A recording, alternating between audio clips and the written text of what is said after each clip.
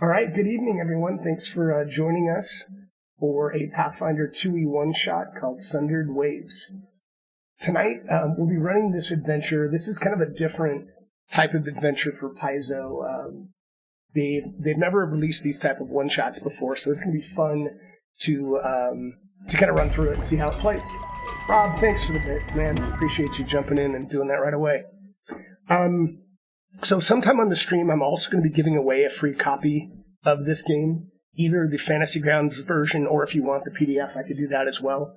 So players, if you guys want to join my Twitch channel and just participate in chat, but don't watch the video, you're welcome to participate in the giveaway when I do that. Let's see. We'll be using Sirenscape tonight for some of the automated triggers you'll hear, and then another program called RPG Sounds, where I'll be running a lot of my own sounds, and it's a great product. It's free. Let's see. I will be starting off the adventure in a couple of minutes, make sure everybody's back on the table, and then once we get to a certain spot after a minute or two, I will have the players introduce themselves. Only other thing I would say right now is there is some chat interaction. If you type in !store, there's a few items you can do some heals and a couple things like that if you want to later on. So let's see. Let me check if everyone is here. Kako, are you back? Maybe I'll go to him. Well, let me wait for him for a second, or her. I'm going to do a little vote in chat to see if everyone's ready. So if you guys are on the table and ready, click that little circle so I know you're here.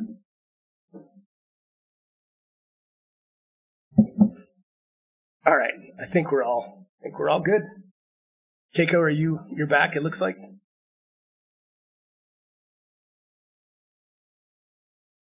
I don't know.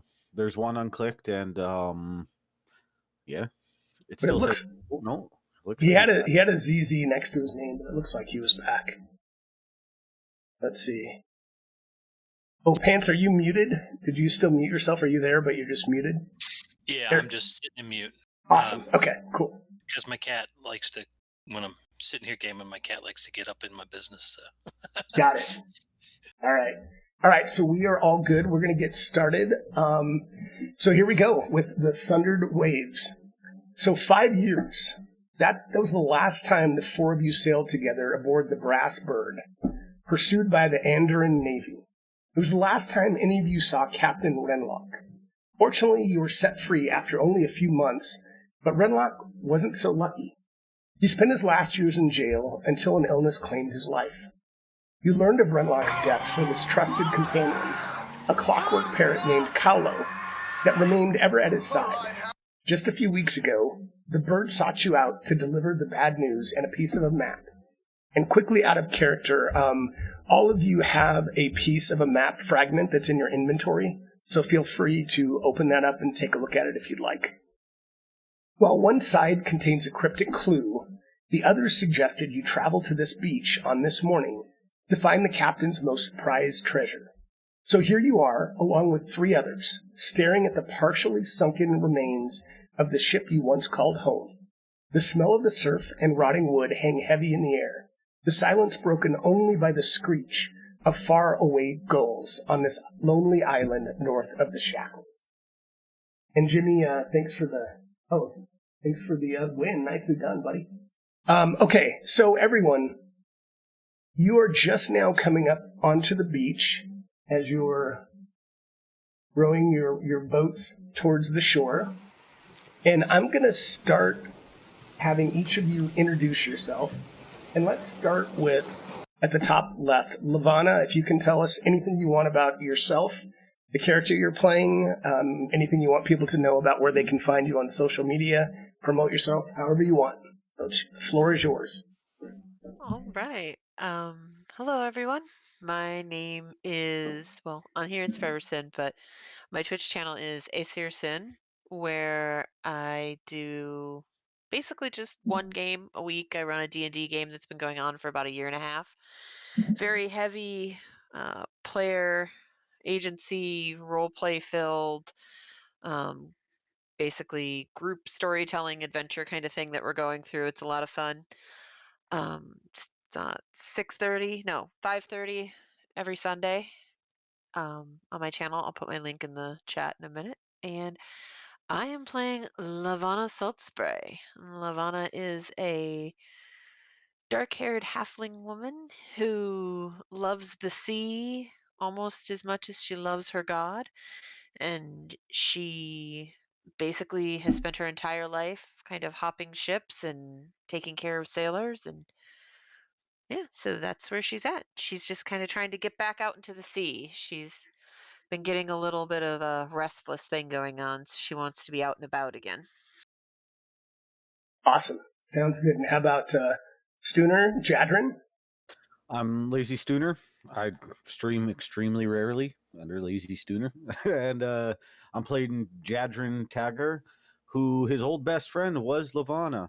I used to be a scoundrel, funniest guy you ever met, most chill guy, but I found a god, and my god is my god, and don't fuck with my god.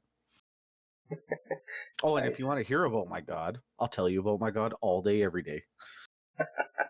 Excellent. Unless you want to hear about my god, and then I'll tell you about my god all day, every day. My god's better. Except, when it's my god. Jimmy, thanks, man. Oh, that was awesome, Jimmy. I appreciate that. All right, Keiko or Kako, I'll let you decide how to pronounce that. Keiko reminds me of Chief O'Brien's wife, so let's go with Kako. Okay. So Keiko is a Tengu, and he has always lived the life of a pirate. He sailed with all these fine folks before, and he thinks of himself as a good luck charm for the boat. That remains to be seen whether or not that bear is born out, but he was born under a jinx sign, and believes that he can turn luck around for his friends and his crew and himself. When the Brass Bird, which we all sailed on, ran afoul of the Andorian Navy, the crew kind of broke up, and since then Kako has been at sea, metaphorically, not literally, and felt like he has never found the same kind of home that he had there. So when they found out that the Clockwork Parrot came to us, and he found out that Captain Renlock died, he was quite eager to meet his old friends again. Awesome. Elsier?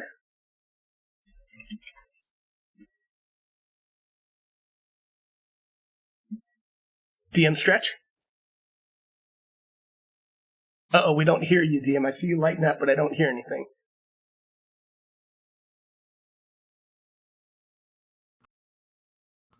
Is that okay? There we go. Perfect. The cable wasn't quite plugged in my microphone. Hello, I'm DM Stretch. I stream on Twitch, same name. A lot of D&D writing, a lot of adventures and homebrew stuff. Occasionally run live stream D&D games. And today I'm playing Elsier Cineras. Life has not been kind to Elsier. Growing up on the streets has left him rather bitter, cynical, sarcastic, and rather jaded with life. I am a elf sorcerer and like to play a bit of a trick on people. What that entails, you'll find out. Nice. All right. Well, thanks, everyone. And I'm going to share a map with you as you guys are on the beach. And at this point, the sun is just kind of rising, and you see a narrow beam of light that's passing through some of the nearby rocks, and it's illuminating the captain's wheel of the nearby sunken ship. And having sunk many years ago, the rotting hulk of the brass bird brings back memories of your time aboard, sailing up and down the coast of Aveston and Garoon, chasing fame and fortune. But dreams of that glorious past have faded, and now all that remains is the half-sunken hulk of Captain Runlock's prized ship. Even now, you can see the wheel where he steered the ship, shouting orders to you and the other crew members as you chased fortune together. You can still hear his final call to stand down as the Andoran ships closed in, the call that likely saved your life.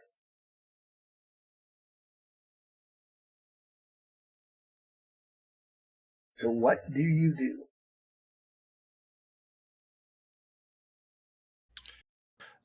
Just what? Sorry to interrupt. No, go ahead. One thing right quick. I don't think we've got the module available to the players on Fancy Grounds. You know, that's strange because normally you don't share the modules with the players, but Sooner said the same thing. So let me share it, and I would just say don't open Just the map fragment. Yep, the map fragment, when I tried to look up the image for that. I see. Yeah, One second. Just share the individual fragments with That's exactly what I need to do. So, yeah, let me do that real quick. That's exactly what's happening. Let me do, here's Lavana. Yeah, I'll share each one with you individually. Jadrin, yours is coming. Jadrin. I'm going to pronounce them wrong all night.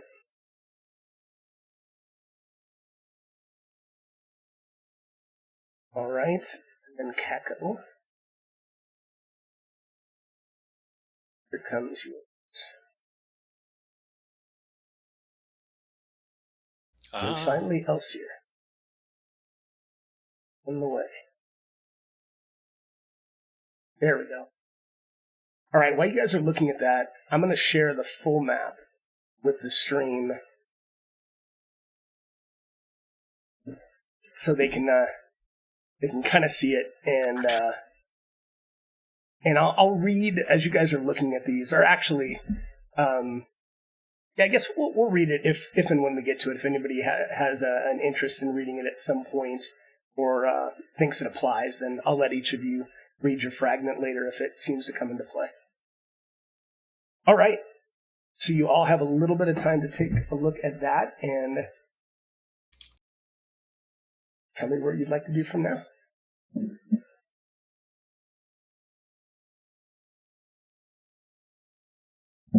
How deep is this water? You know, you could it's just like a beach. So it kind of trails off pretty quickly as you get about 5 or 6 feet in. So you'd have to swim, but it's not very far to the boat. You'd have to kind of swim around and clamber up, but it's deep enough that you can't just kind of walk over to the boat. Hey guys, I wouldn't mind going aboard again just for old time's sake, but clanks my armor. Not so much swimming anymore. Been off the boat for too long. Elsa gives a wry grin at that. So, why? What'd be wrong? Well, unless you got a spell that I can breathe underwater with, might come in handy. But is there a rowboat on the ship? There is not. You don't see one.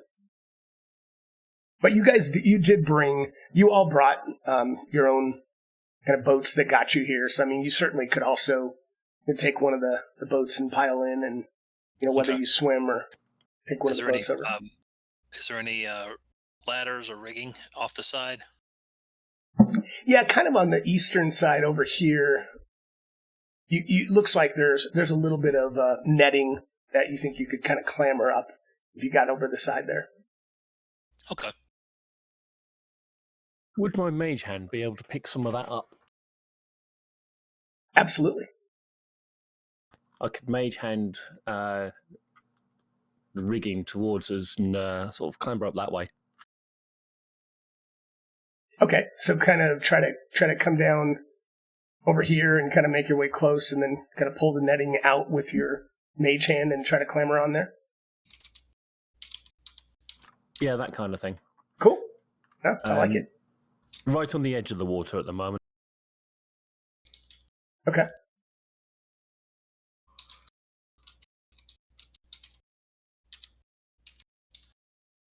And as the mage hand gets close, I sort of lean forward, grab the rope, and pull as much to me as I can.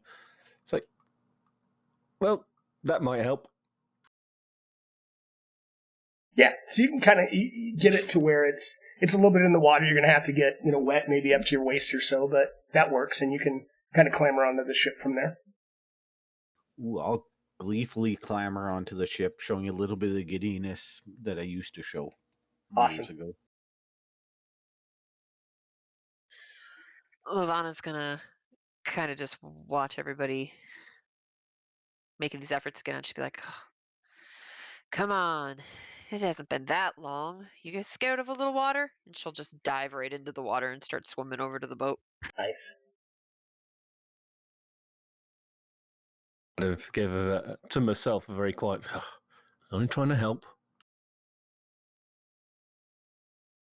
I won't say nothing, just look slightly depressed because I know I'll drown if I try and swim. All right. Yeah, I'll follow her over there. Say, you know what? You're right. Okay. So you all clamber up onto the boat, and as you look at the boat, I mean, obviously it's half sunken, it's ruined. It's kind of rotted everywhere, but you do look at the wheel, and the wheel oddly looks to be in excellent shape, certainly much better than the rest of the boat. And it's almost pristine conditions, not wet or rotted in any way. Just it just looks like it might have been fresh off the factory, and somebody may have just literally just finished carving the wave that's on the center that's cresting towards the right. And as you're looking at that, you hear this squawk that's kind of high. You kind of look around and you hear this almost this metallic rubbing sound. And as you're kind of looking at that, kind of on the mast, you see Callow, who you all recognize as the captain's old clockwork parrot. And he kind of clatters around. He's trying to find his footing on the mast and slips a little bit, and his head kind of spins almost 360 degrees around and kind of rattles around a bit. And then you see his beak kind of open up. And instead of his clockwork voice, you hear what is clear to all of you as Captain Renlow's voice. And it says, "My friends, it pleases this old pirate's heart to see you gathered once again on the deck of the Brass Bird. Although my time has passed, I have found one last treasure for you to plunder. But to ensure it doesn't fall into the wrong hands, I have placed a few challenges in your way. Don't worry, I'm sure they are nothing you can't handle. To open the way, you must sail from the home of the pirates to plunder the coast of Varissia. Return home, but then you make your way to Absalom to spend your loot. Finally, follow my dream and sail to the river kingdoms and retire in peace." And after that, Callow, you see his whole beak kind of settles back down and doesn't say anything more. And he just kind of stares at you with those blue eyes as you all are gathered around the captain's wheel.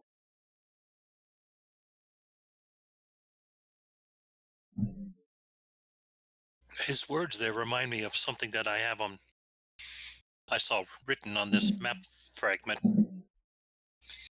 Let me share it with you. It has a picture of the boat, almost as it appears here, and it says,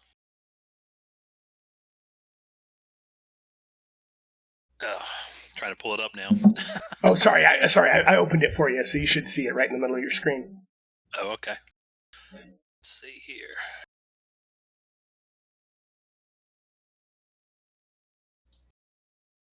There it is. It says, "Begin your journey going with the tide, then against, with, and finally against."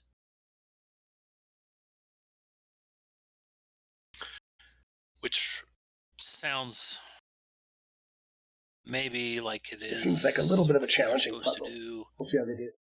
with. It says return home, but then make your way to Absalon. Then follow the dream and sail to the river kingdoms. Yeah, I put it in chat so you guys can see it, because that was a lot of words, so I put it in the Fantasy Grounds chat.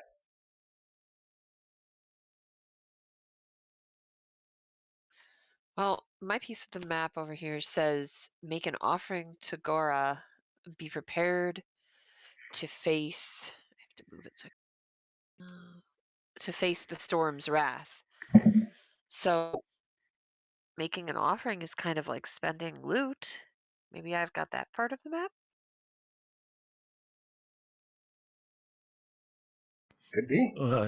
I lean in, look at both map pieces. That's strange. I got one of them. Here. And I show my piece.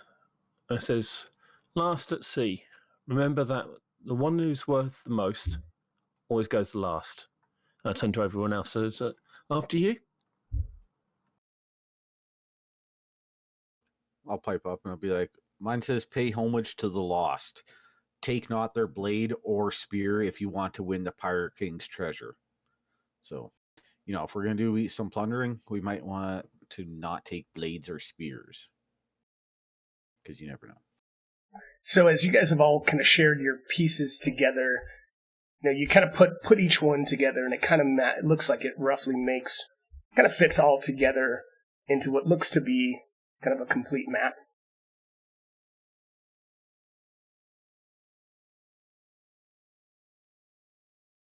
Wow, that seems to be a lot more extensive than I imagined. So I assume we start at my piece of the map, since we are here. It's a good assumption. Just say begin. That's right. What they say. Plunder. So What are we are the somehow... tides doing right now? Sorry. What are the tides doing? What are the tides doing, are you asking me? Yes. So yeah, the tide is going out a little bit, and you also recognize as you look at the wheel and you're kind of thinking about the tide, you look in the center of the wheel and it almost appears as if it's showing a wave crashing on the shore to the right. If you look right in the center of that, of the wheel. Give them a little bit of a hint. This is the stream. This is kind of a tough puzzle, I think. I don't think I'd get it as a player.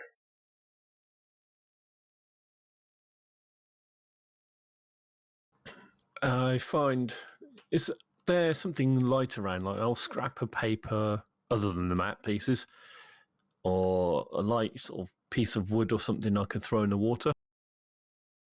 Sure, there's some driftwood and some pieces that you can pull up off the boat's rotting enough that, yeah, you can throw something into the water. Yeah, I throw it well enough away from the boat to see where it floats. Kind of floats a little forward and then a little back, but it's not very strong. Doesn't really seem like there's a very strong tide one way or the other right now. It's not the water. It's the wheel, folks. Well, I turn to the group and say, well, if we're going to go on a journey, I suggest we get a boat that's, well, preferably above the water.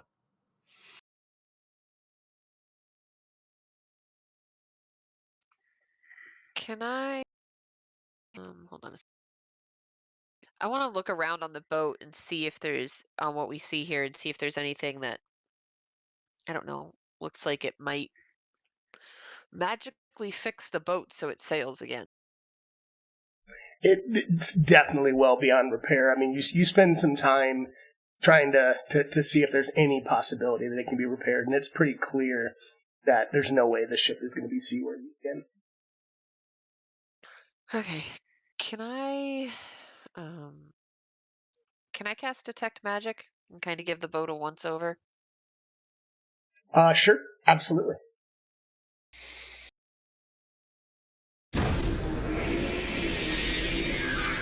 the very long. So you're taking your time, kind of looking all over the boat, and nothing really detects anywhere as you're kind of going towards the mast. You're going towards the beach.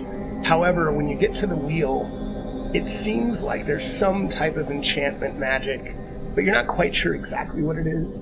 But certainly there seems to be some type of enchantment that was cast on the wheel. Ooh. Well, wheel's got some magic going, boys. We should probably take that with us. I wonder what happens if we turn it to the right, in the direction the wave is going. Be my guest. That's a good point. I try it. Just start spinning the wheel in that direction. So it turns freely. How far do you turn it? What exactly are you doing? But it turns freely as you're turning it. One revolution at first. See if anything happens. Okay, so you do a full revolution to where it goes all the way to the right and up to where it's facing north again, and you swear that you hear just the faintest of clicks, and you're not sure. You almost think it could be your mind playing tricks on you, but you swear that you heard something. Maybe it's deep within the hull that just clicks slightly. Did everyone hear that? Did anyone Sure did. hear that? I think I heard something. Do we need to explore below decks to see what we can see? I'll be crawling around by the wheel, be like, I don't know. It happened when you turned it. What happens if you turn it again? All right. So I turned to whoever's at the wheel and said, maybe it's like a safe code. That would be cool. That's out of character. I'm sorry. I'll turn it again. So One full revolution. which way? And what do you do? Direction. Okay. So you turn it and it turns, but then kind of as you start trying to turn it even further again and make that revolution, it almost jumps out of your hand a little bit, and then it goes all the way back to where it was and just kind of sits right at with north pointing up again, but it kind of does a full revolution back and stays where it is. Looks like he did something right the first time and something wrong the second time. Got it, student. I'll still be crawling around with me. Let me ask you this. To open the way, you must sail from the home of the pirates to plunder the coast of Aricia. Where is the home of the pirates, and how would the pirates sail to the coast of Aricia?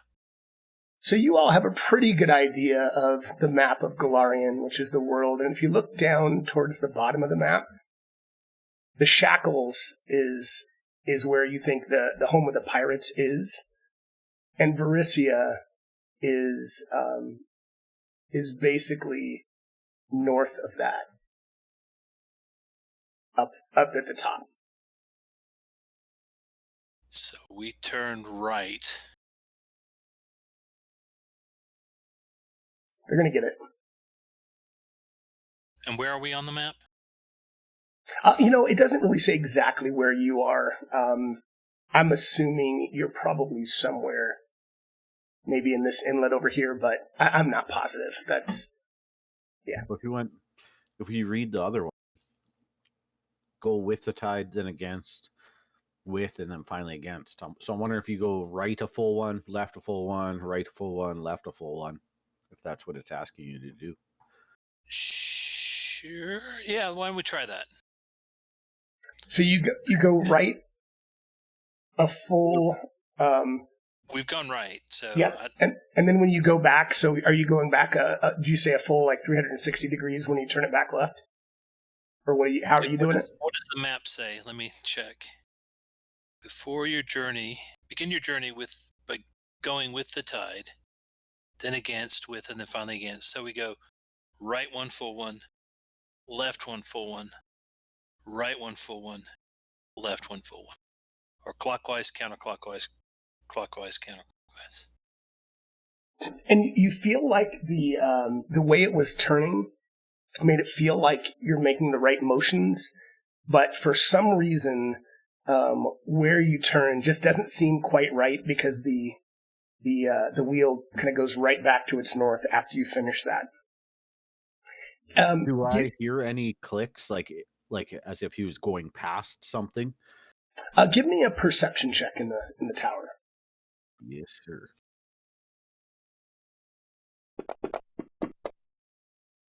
Okay, so when he was turning counterclockwise, you swear that right about when he came back to 180 degrees, where it would basically be showing south on the wheel, you swear you might have, heard. You didn't really click because it seemed like he just kept going, but you feel like that might have been the place because you almost hear something that kind of caught as he was continuing to go by it. I'll relay that information. I'll be like, man, your full turn right was awesome, but the turn on the left, about halfway, I swear I heard or felt something. I can't say it 100%, but I'm sitting here listening and watching it. I think that's what happened. I think you only need to go half a turn to the left after the original right-hand turn. Wonderful. Thank you. And so that's what I do. I turn it 180 clockwise. 90? Is that what we're saying? I think it's not 180. 360 clockwise. 180. Right, and then it's clockwise. Okay. And then what do you do for the next turn to go clockwise? Well, are you listening? I'll look down to see if he's listening. I'm always listening. Wonderful. Then okay. I will. Here's what I think we're going to do trial and error, but I turn it 180 clockwise.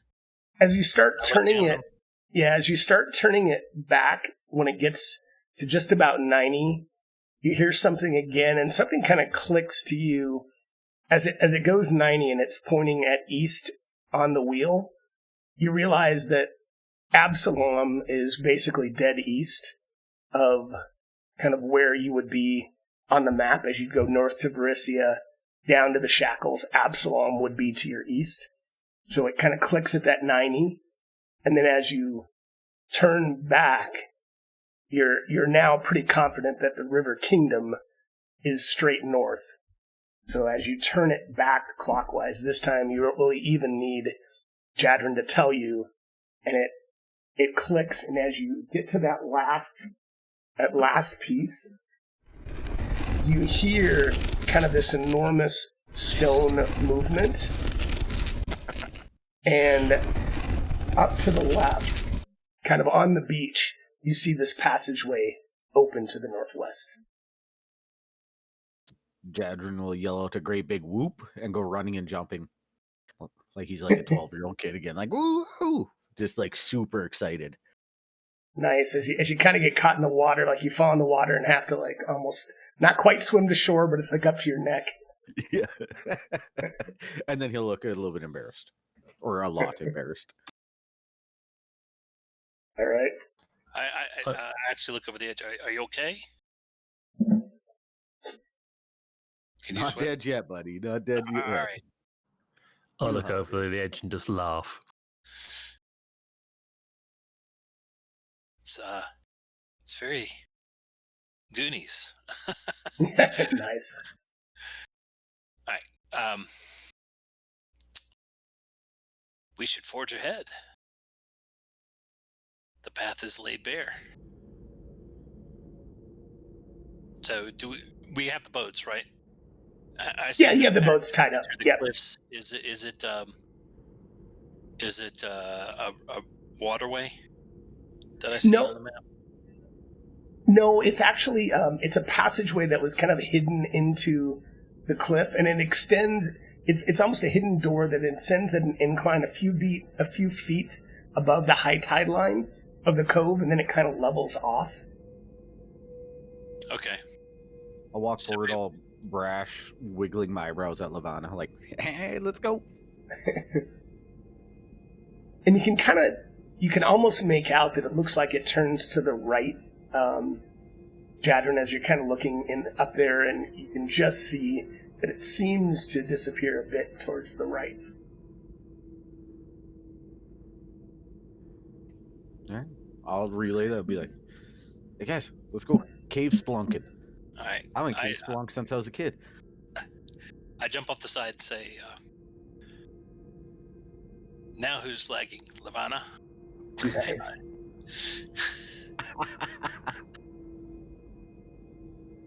And swim over next to him. She just kind of smirks back and scoots into the tunnel. I will take it fairly cautiously, because knowing the captain, he's kind of... So tell me, since we're still kind of in exploration mode, so are you just kind of walking casually? Are you stealthing? Tell me what you're trying to do as you're doing that. I'm walking slowly, looking at my surroundings. I'm not necessarily trying to go stealthy, but I'm not trying to step on a landmine, basically. Gotcha. Okay. So as you round the corner there, you can just see that the passage ends in a short set of stairs that descend toward what appears to be a large chamber lit only by vine-choked cracks in the ceiling above. And Jadrin, do you have any type of vision? I haven't looked at all your characters. But... low light vision. Okay, so you can kind of see through there. Yep, no problem. And it definitely seems like this chamber has fallen into disrepair. The western wall looks like it's kind of collapsed partially, and dirt, rock, and plant debris litter the floor. It's almost obscuring a large leaf pattern on the ground that's made from green quartz. I would like to take a closer look. I'm going to step just to the bottom of the stairs. Okay, and as not step on the platform yet, like where it levels out. Nice. And so as you're walking in there, you kind of hear something that, like, it's these faint clicking and rustling sound from the western wall. And as you're looking, I hear bugs. And as you're looking in the room, the rest of what you see in here is rising up from the water is a mold-encrusted statue of a woman who appears to emerge from a wave with seaweed for hair and her arms held high in supplication to the sky above. And then, but as you're kind of standing there, Jadrin, this sound gets louder and louder as you see coming out from the side these enormous ants. And everyone can roll initiative. Jadrin, you're the only one in there right now, but everyone give me a perception check for their initiative as these ants come through the wall. Perception, can we... I have to be stealthing in order to use stealth? You do. Okay. And look, I mean, if you think you would have been stealthing, I'll give you that one because Jadrin kind of went in there and I didn't really get a chance to ask you all what you were doing. So if you would have been stealthing, I'll give that to you. So go ahead and roll stealth. I mean, I was thinking about it, but I think we'll talk about the lessons learned, and then we'll have a talk about. Sounds good. All right, so Jadrin, you are up as these things start coming through the walls, and you see one, but you hear several more coming behind it. Well, I can't see any personally, but oh, hold on, you should see one. So let me make one visible to you. Come on, what am I doing wrong? Why can't I roll these dice? There we go. So you see? Can you see that one now, Jadrin? Yeah, I can see it. Okay, good. I'm gonna pull my sword out and just stand where I'm at. Like, what the fuck? There's a giant ass goddamn ant. And it looks angry, and this is kind of what it looks like, and it doesn't look happy to see you. It looks like it's coming. It's going to come at you. It seems like it's going to be coming at you. So what else? So you passed your turn. So are you just You pulled out your sword. Are you readying anything, or are you just... What are you doing? Oh, yeah. I didn't know you could ready shit in this. So the way it works. works... Yeah, the way it works in Pathfinder 2 is you can use 2 of your 3 actions to ready a trigger, and like if you want to... Whatever you want that trigger to be, but it does take 2 actions to ready an action. Okay, that's good to know. Yeah, I'll ready swing with my sword. Okay. If anything comes within melee range. Anything hostile comes within melee range. Perfect. So just as you do that, this guy goes 5. So he goes right here, and right as he gets ready, looks like his mandibles, his jaws open up to attack you, but you're ready, and you can go ahead and use your triggered action to swing at him. Oh! Wow, and that misses wildly as it scared the shit out of you seeing this huge ant right in front of you. Yes, So, after that... I'm assuming Jedrin said this out loud, right? Oh, yeah, he can use a free action to scream or cry or do whatever he wants, absolutely. Well, I believe he says it's a huge ant, so... Yep. I'm assuming we heard that, right? Absolutely. So, Jadrin, so this thing we opens... can leave the cave complex if we want to. Yes, you can. Yes, you can. So his jaws like open up almost, wider than you've ever seen in your life.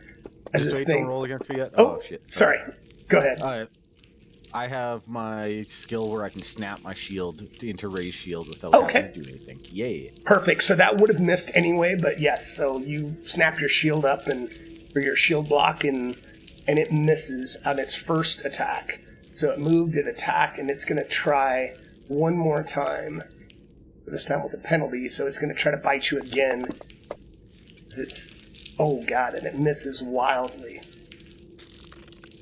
And swinging at nothing.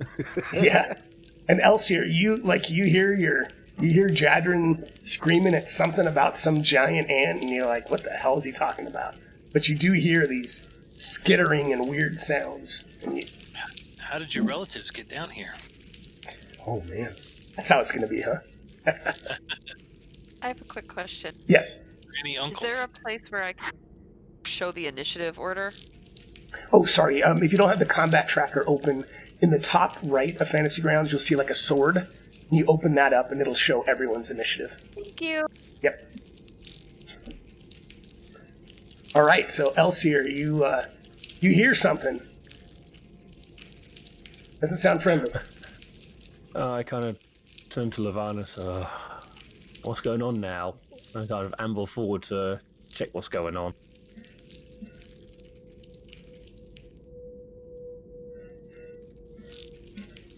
To there. Okay. See what we see first. And you definitely see this. You see Jadrin, but you see right behind him this giant ant that is just kind of standing up and ready to pounce.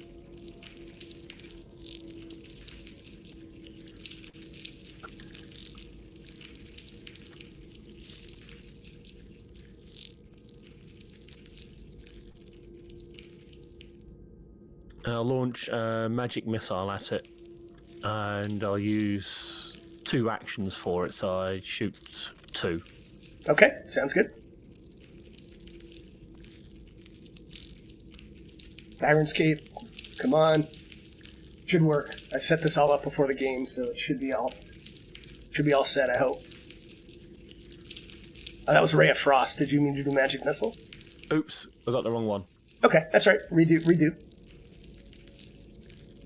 And you should just have a damage button, I think. Yeah.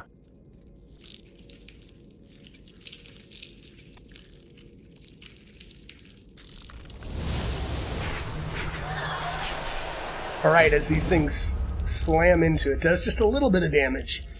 So it looks like it just kind of... Jadrin was maybe in the way a little bit, but it did catch it in the side and did a little bit of damage to it. I think there might have been... needed to be another +1 to that, because I put 2 dice, but it's only done the bonus once. Let me look at it real quick. That was me. I just clicked for the extra dice.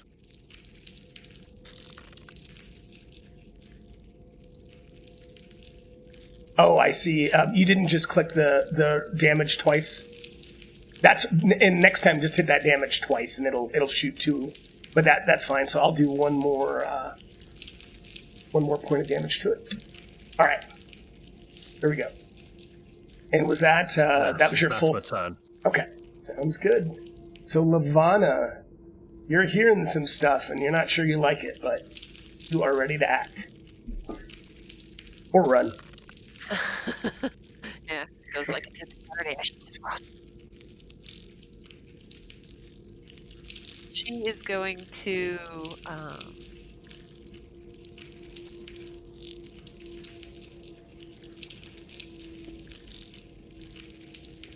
Let me know how the sounds are coming through, guys. I'm trying to do this Discord this time.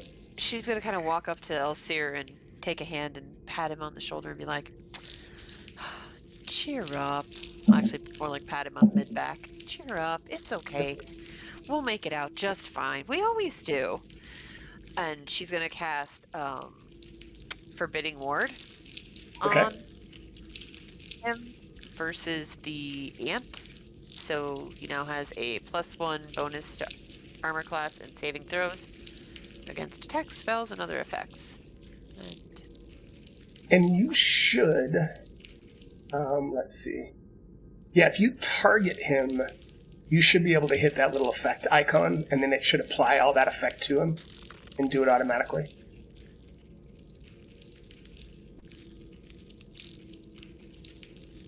I kind of give a half grin.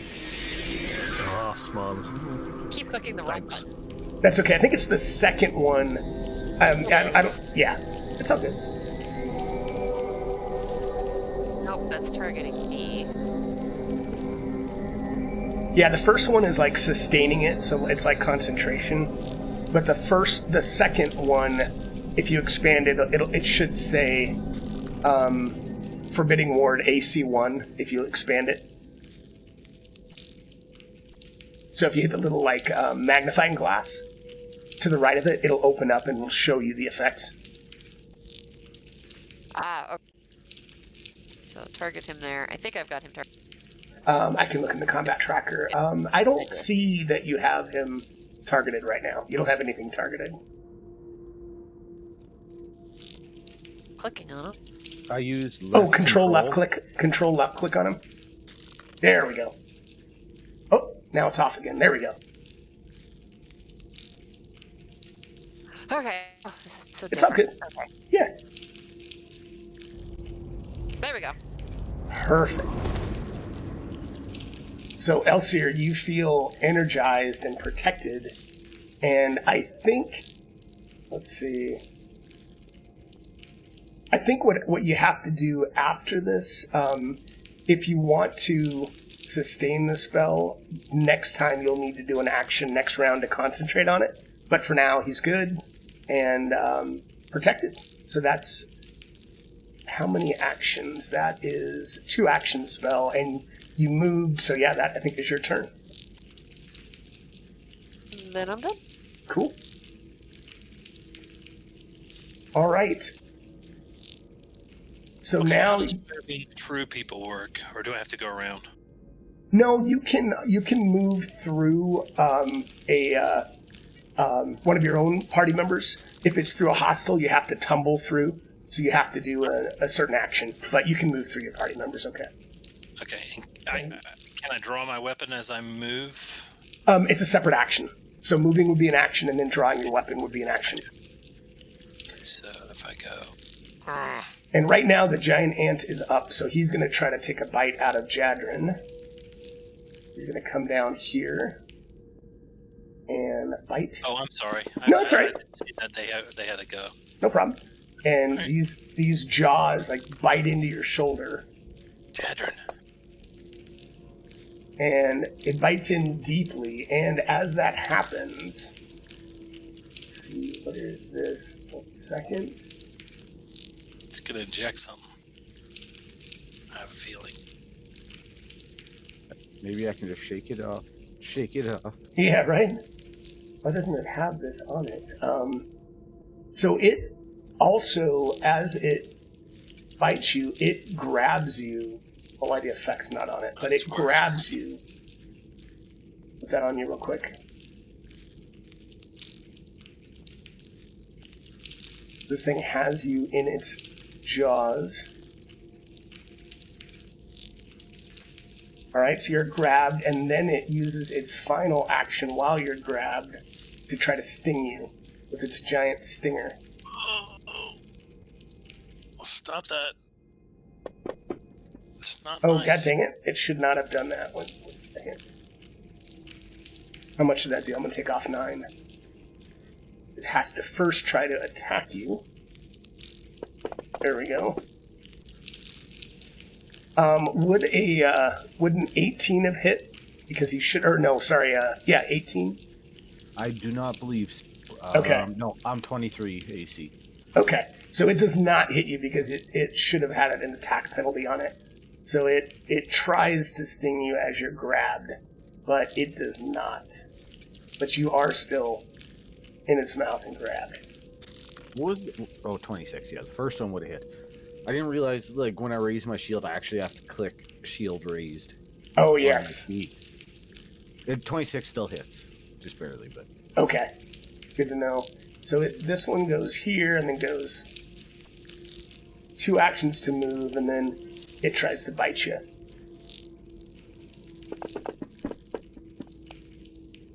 This time it misses, and let me know if you're snapping your shield or good.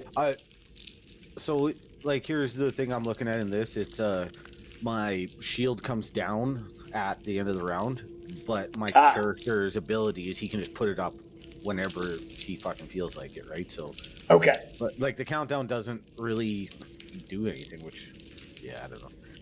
Okay, I'll have to look at that, I have but a got it. different shield skill that can, like, block an attack, but then I might destroy my shield, so I'm not really going to be using Okay. it. Yep, got it. All right, so you see there's now these 3 ants, so now, Kako, you are up, and you kind of feel like you hear one more in the wall over here. Possibly, or something else, at least one more. My map did something funky when my turn came up. The There we map go. did? Oh, it probably centered on your token. Yep. Okay. There we go. I'm back. Let's see. I'll go 5, 10. Well, that says 15. Yeah, it does have the alternative movement, so if you move 2 squares, the second square costs 10 feet of movement. If you move diagonally twice, that's all. Let me finish there. Oh, yeah, sorry. Here we go. Oh, I'll let you finish. Which square do you want to be in? So that's 15 there. Like, there's a full square. Let's go 25 to there. So one more up. So right in the square to the right here. Yep. Okay, perfect. So there's somebody there. Okay. All right. So then I will attack. Which one has him in his jaws? That should be Ant 12. Let me check. Yes, And Giant I Ant 12, the one right straight above him. I can't get to it right now, can I? Well, it's the one. It's this one. Oh, It's the yeah. one right above him. So yeah, I mean, it's behind him. I don't have enough movement to get there. So I will stab this one. So let me see if I can work this out. I'm going to target it. So do I... Control left click either on the map or in the combat tracker. And if you control left click on it, you should see in the combat tracker, it'll tell you that you've targeted him if you did it correctly. Like right underneath your name, it'll say targets Giant Ant 8. And he's not flanked, and he's not flat-footed. Right. So yeah, just going just- to make with a regular stabby. but make sure to control left click because he's not targeted yet. Let's see. If you look in the combat tracker, it'll say, there you go. Now you can tell that it's targeting him. Perfect. Gotcha. And...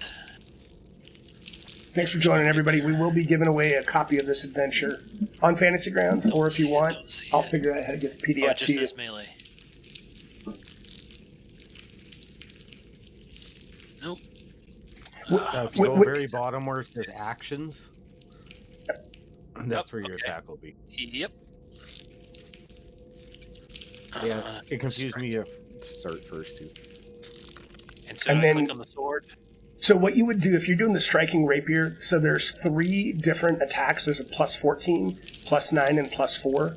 So double click on the plus 14 for the first attack, because the second attack would be a -5, which is why it's +9.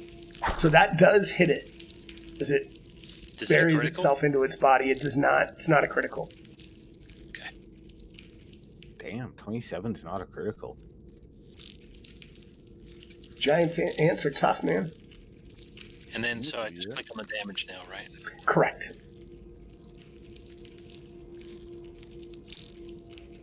Come on, baby. It's a double click on the damage. Yeah. Nice. 7. So as this slices into the ant, looks like this like black like ichor starts oozing out of it, but doesn't look too worse for the wear.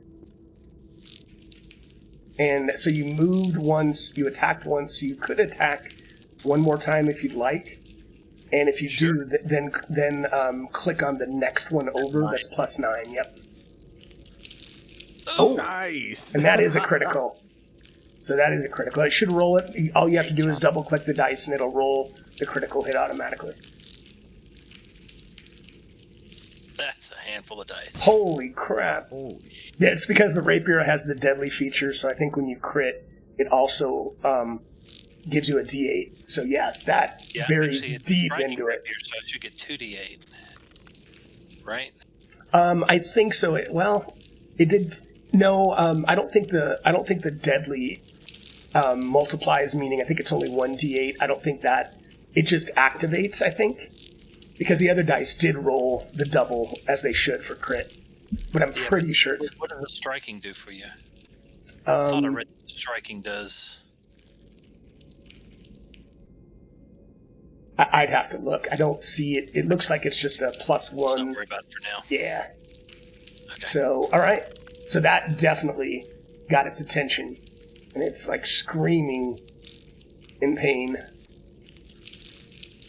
All right. So that is your turn. If you want to pass your turn with a little down arrow at the bottom of the combat tracker. All right. Here goes nothing. And then you hear rustling in the wall. One more.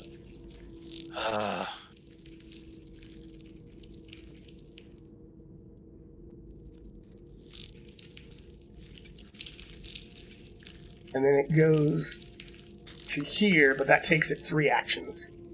So, Jadrin, you are almost surrounded, but not completely surrounded by these 4 giant ants. Free from this grab. All right. And by.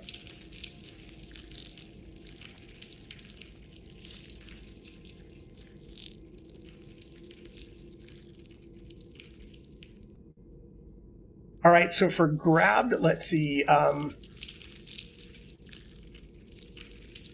why doesn't it say what is... I thought it would tell us what you need to do to... Let's see if it says it on his character sheet. 1 second. On the monster sheet.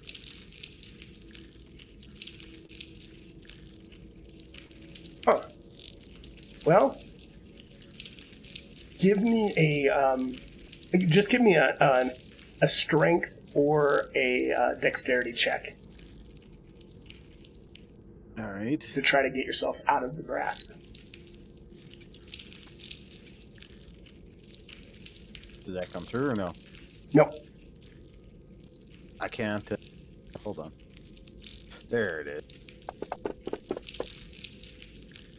All right, so you are still stuck. It only took 1 action, so you still have 2 actions left, but you're still stuck in its...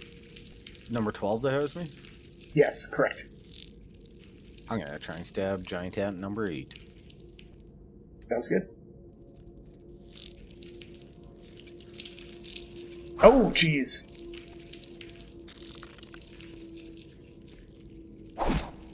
And it just slices into it as you got like 4 of its legs, and it just plops down to the ground, dead. And I'll laugh really uproariously, like, "Oh, Levada, you ever see me get killed by any ants before?" And then I'll try and stab number 12, the one that's holding me. Okay. All right, and that's a hit. And that will be my turn. Yep, and that slices into it, and it's... And Let me put my shield up here. Okay. So, this thing then... Let's see. So, how big are you? You are human medium. So this thing turns and pulls you with it. So it's got you in its mouth and it's hauling you away. And And should bring him back. We need him. it gets you to... Oh, I didn't know I could do that. That's cool. Kind of tied them together. And it gets you to there. And as it does that, then it tries to sting you once it gets there with its last action. It's just not. They'll hear me yell with my free action like, I was wrong! Get me out! Get me out! Yes. All right. So, Elsier, you are up. As you see out of... Yeah, go ahead. You kind of see him go beyond. You don't really know where he went, but he went out of your line of vision, but he got dragged somewhere. Jadrin, always disappearing. Right. I look at this ant in front of me and cast Ray of Frost at it. Okay.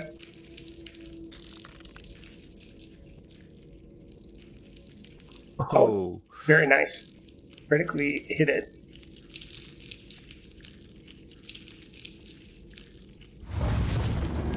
As this ray comes flying from your hand and this cold cone hits this thing and it kind of does a double take and is trying to shake its head, clear the cobwebs, but it definitely hurt it very badly. With cantrips in 2E, is there a limit on how many times you can use them, or is it like 5E where you can just keep using them? You can keep using them as long as you have the actions to do it.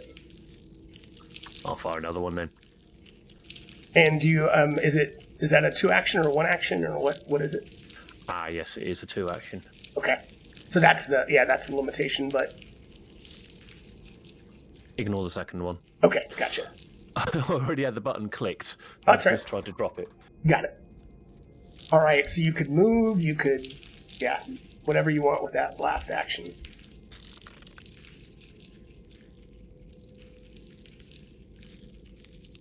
Step forward and Tick. try and render assistance as I can. Next turn I'll try and do something a bit more helpful. Nice. And that's why I turn.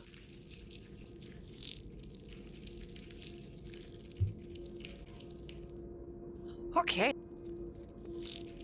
All right. Lavana. Okay, so we can't see where he got drug off to, right? It just went out to the corner of your vision. You're not sure how far, but, you saw him get drugged to the west. Okay.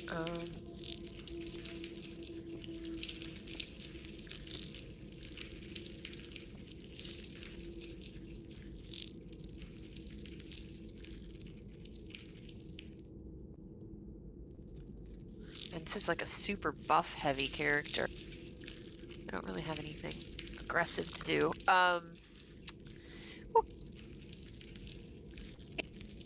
She's gonna use an action to sustain her spell on Elsier. Perfect. And then I will go ahead and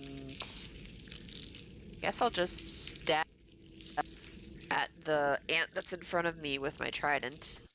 The 5-foot range on the trident, or does that have reach? I'd have to look at it. So let Actually, me you look know at what? it briefly. Apparently I throw it better than I can attack with it. So Oh, there you go. Yeah. I'll throw it at the ant. Awesome. Yeah, you can do that. You have a little bit of line of sight. Yeah.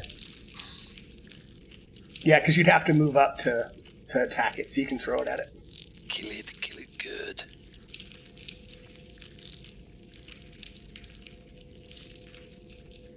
Okay, so I think I selected the ant correctly. I unselected Elsier, so I don't stab Elsier too. Perfect. Oh, that's a bad roll. Ah, it's a mess. Yo. And did you say I had to move forward? No, not since you threw it.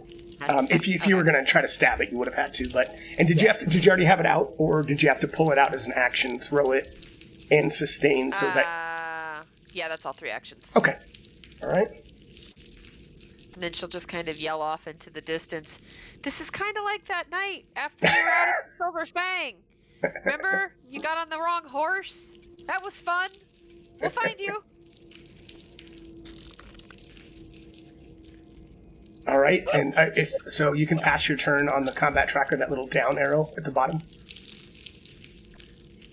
There you go, perfect. And then this ant moves up to Kako.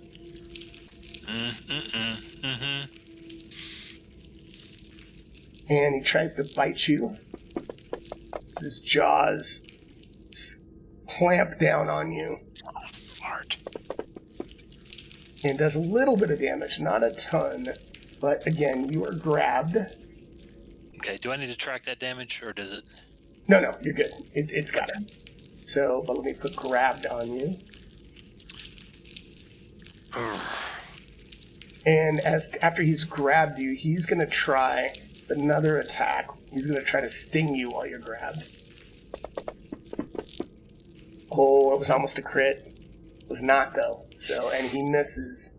So he's got you grabbed, but you are now up in the mandibles of this giant ant. Okay.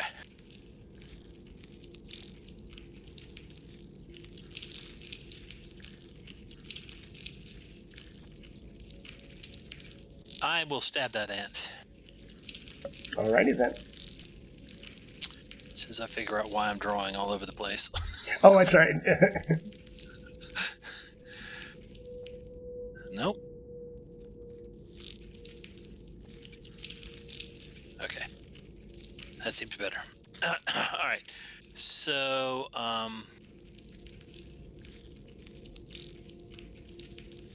let's control, and this the one, ant number 2 has grabbed me, right? Correct. Yeah. And number 2 seems to like doing that. Control left click, right? Yes, correct. What are we doing here? Let's try that.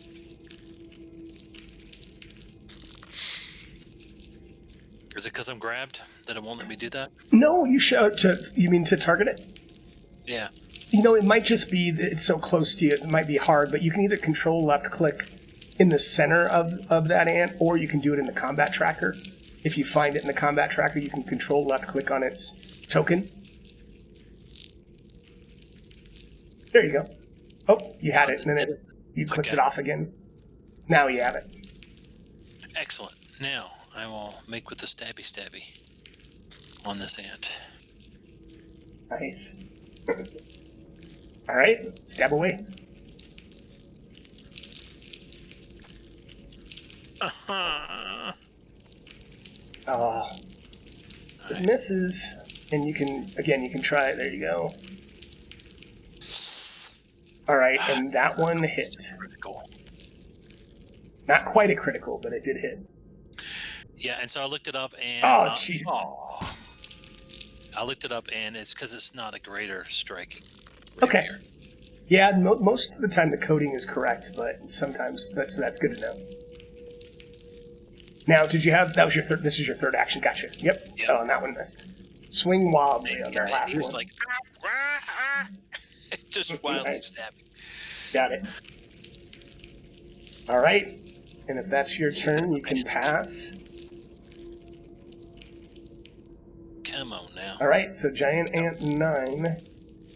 So this ant looks over at you, Kako, and you're grabbed by its buddy, and it's going to try to bite you. Like I'm a party favor. Hits, Over right? here.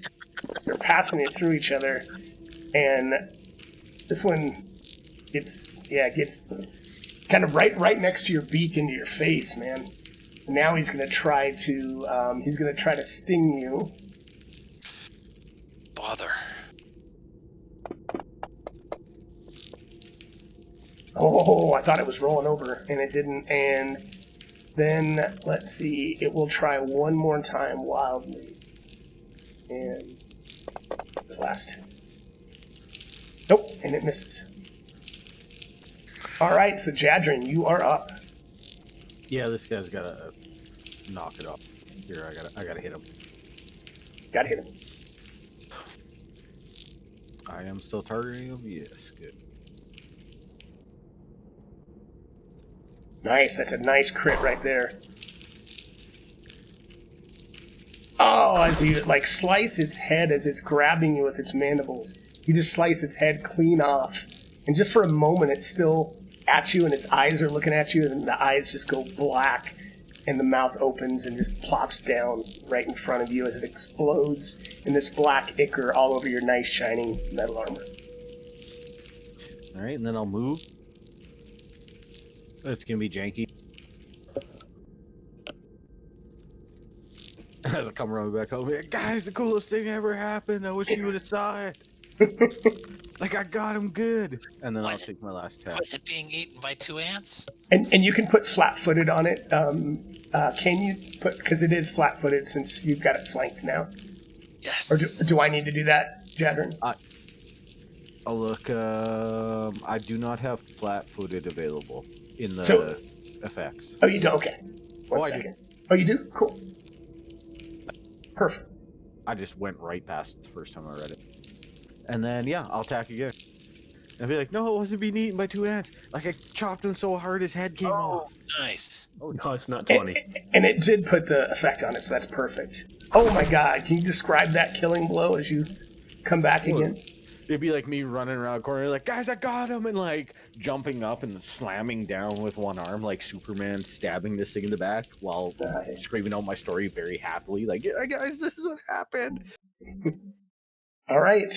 And Elsier, you are up.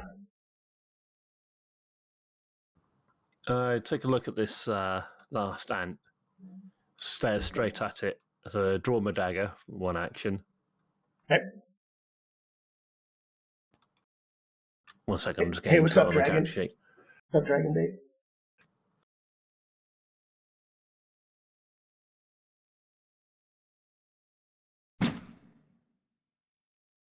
It misses. Yeah, it ducks back, but I turn the blade round in my hand and come back for a backward strike.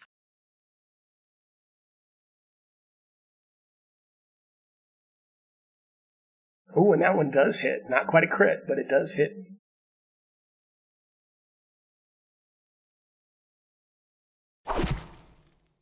Oh man, you get it right in the abdomen. As you know, you see some of its, whether or not it has organs. I mean, this pool of blood just drops right underneath it, and it starts congealing.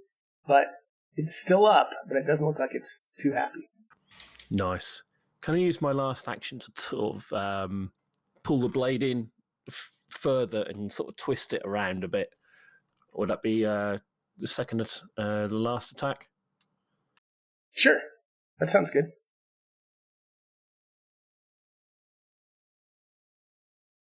Oh, it misses. Try, but it just didn't quite get it that last time. That's all 3 actions. 1 sec. All right, Lavana. All right. Lavana's gonna kind of walk forward. Oh, yeah, great job. That's wonderful.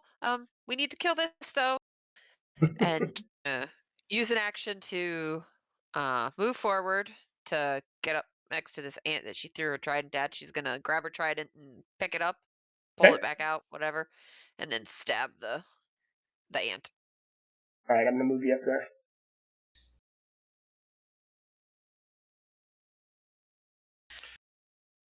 How do I drag the map? So there's a little icon in the bottom right that you can left click and hold and then move it around. And then you can zoom in and out by the middle mouse button scroll wheel. Nice hit, Lavana.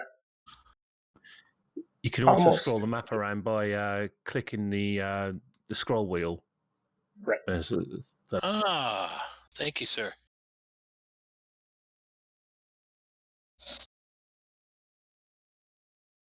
Levana's got her trident buried into this thing.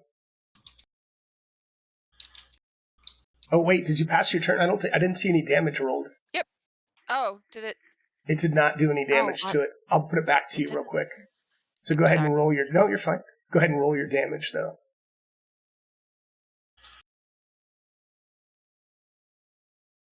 Yeah, I thought you were going to kill it. So as your trident, all 3 prongs bury deep into it as it just gets stuck on your trident as it goes down for the count.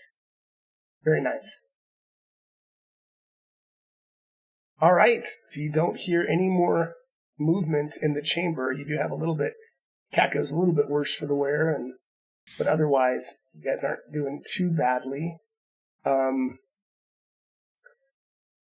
So one thing I would say, Levana, as you kind of are starting to get into the chamber now, you guys can see this entire. You see the statue that is up to the north. And you also look on the floor, Levana, and you immediately recognize the pattern on the floor as the holy symbol of Gaza. And that's a nature deity whose fury is unleashed both on the sea and the sky. And the statues... Kind of Yeah, go ahead. Sorry, go ahead. I was going to say, as soon as she realizes that her deity is literally the one that is like this area with these ants, the nature thing, she's just going to go, oh, guys, we might have fucked up. And you see, as you guys are getting further into the room, the statue that's standing in the brackish pool is another representation of the god. And typically it's in one of 2 forms, either as a woman rising from the sea or as a weathered old man emerging from a storm cloud. And this one is clearly the former. Although a lot of the features are obscured by vines and growth in the pool. Just all the water in here is very brackish and very dirty looking and very like dark green. Jadrin will say, Levana, I'll follow you on this one. You introduce me, my god. This is all you, and I got your back, whatever you need. Let us read what the map says first. I tried to approve that move, so I'll move you where you were. So I don't know why I didn't. Thank you. Yeah. Yeah. I just couldn't see the room. It says, make an offering to Goria. Yeah, it's the line Be of sight. prepared to face the storm's wrath. Gotcha. I don't think that ants are a storm's wrath. Unless I'm missing something. I turn to Levana and say, explain fucked up.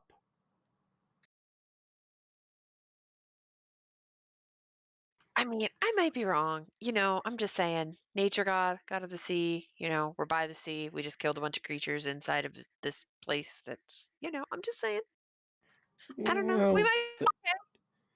Well, they did attack first. Okay, yeah, we'll go with that. Sure, that'll work. Yeah, we'll go with that.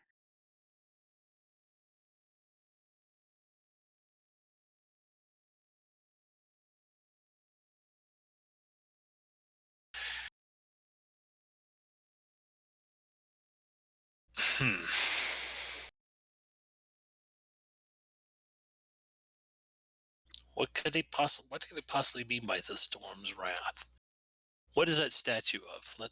That's the statue of Gaza. Feminine aspect of. Yeah, it's Gaza, who is it's a god of nature. It's a nature deity, both for the sea and the sky. And on the map, that's the person referred to on the map, and that's their deities as well, correct?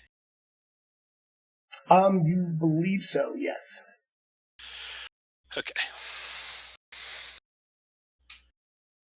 Make an offering, but be prepared to face the storm's wrath. So what should we offer to your deities? I pick up a head of one of these ants and sarcastically hold it forward. So, one of these, maybe?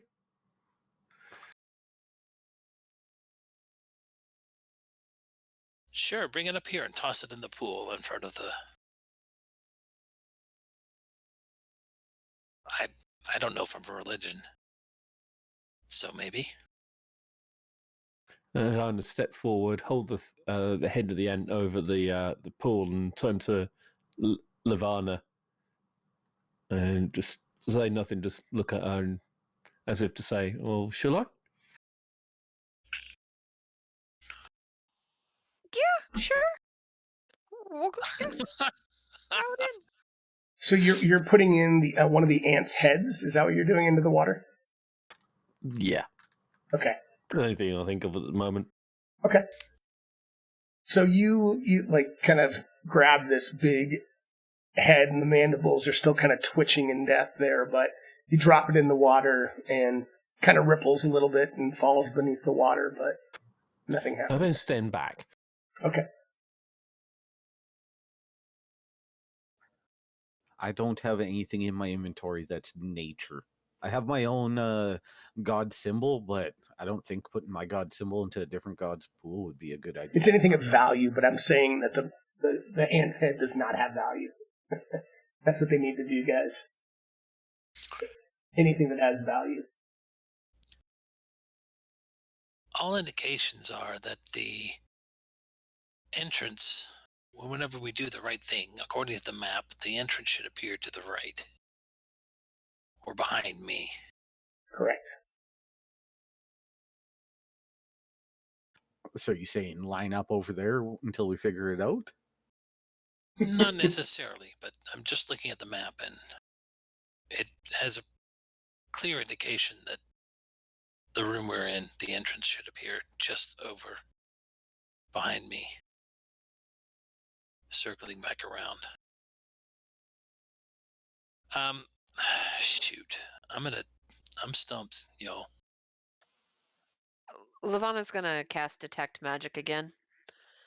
And also, I kind of want to look at the statue. Does it look like it's missing a piece of it? Like something's... Like, should it be holding something? Anything like that? No, it doesn't look like anything's missing. And as you cast Detect Magic, you don't notice anything. Nothing emanates magic.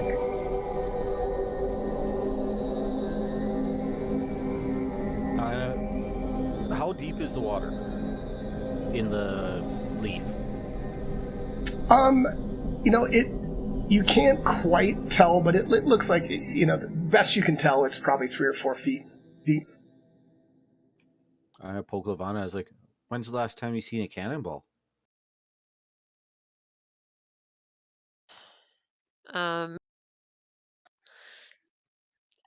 I'm guessing I'm gonna see one soon. Cannonball!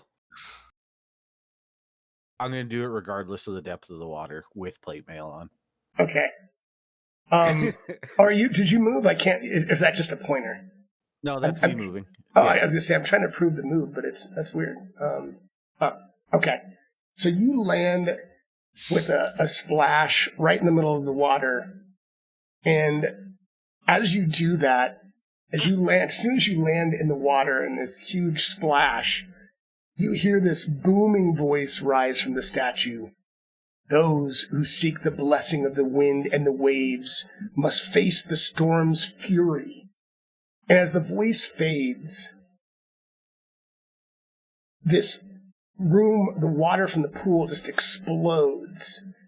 And it blasts the chamber with this brackish filth.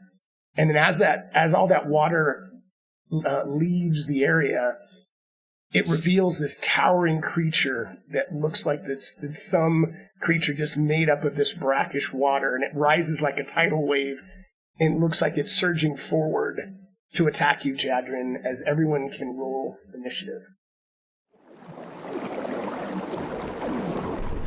Be like, again? God damn it. This always happens to me. I just shout out, Jadran! Right?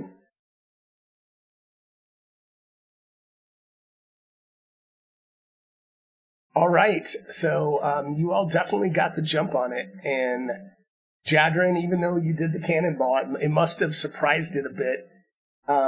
but you are first to act, and then Levana, you'll be right behind him. I'm gonna stand here being like,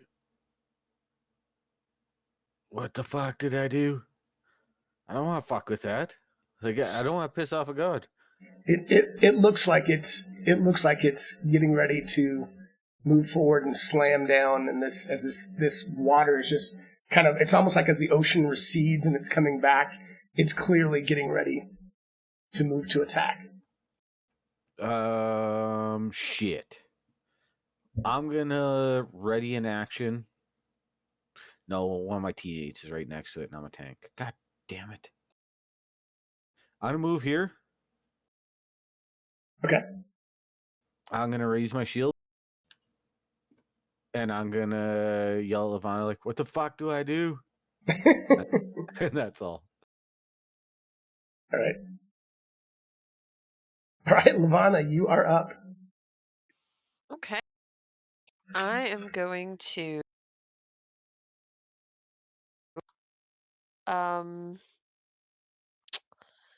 so Levana is going to cast Spiritual Weapon on this thing.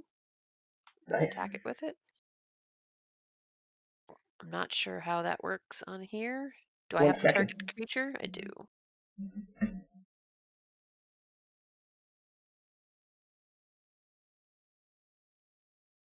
So I'll put the weapon wherever you want, but I can put it like right next to it, and just use your character, but go ahead and you can target it and attack it.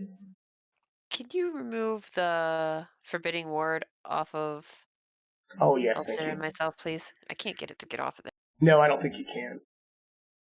I will do that. All right. I have it targeted. You put the weapon out. Yeah, and that's just for show. It doesn't do anything. Yep. It's just a token. Okay. Oh no. Hope you guys are enjoying. We will be doing a giveaway. Where did it go? But Moved we'll off see my when. thing. Sorry, what were you asking? Oh, you It, have to go off disappeared combat. off my list. Oh yeah. Go back to preparation or standard, because as soon as you click it as you cast it, Fantasy Grounds removes it as if you'd cast already. It's only happens for like 3 spells, but it's the pain in the ass for those 3 spells. So if you go into your actions tab at the very bottom where it says mode, change it from combat to like preparation, and you'll see it again. There you go. And so then now you should have the icons that you can. Okay. Then now you can, do the. I don't think. Do you have to attack it? You do, right? So you have to hit the little attack icon to see if it hits, and then if it does, then you can roll damage. Nice, you hit. Not quite a crit, but you hit it.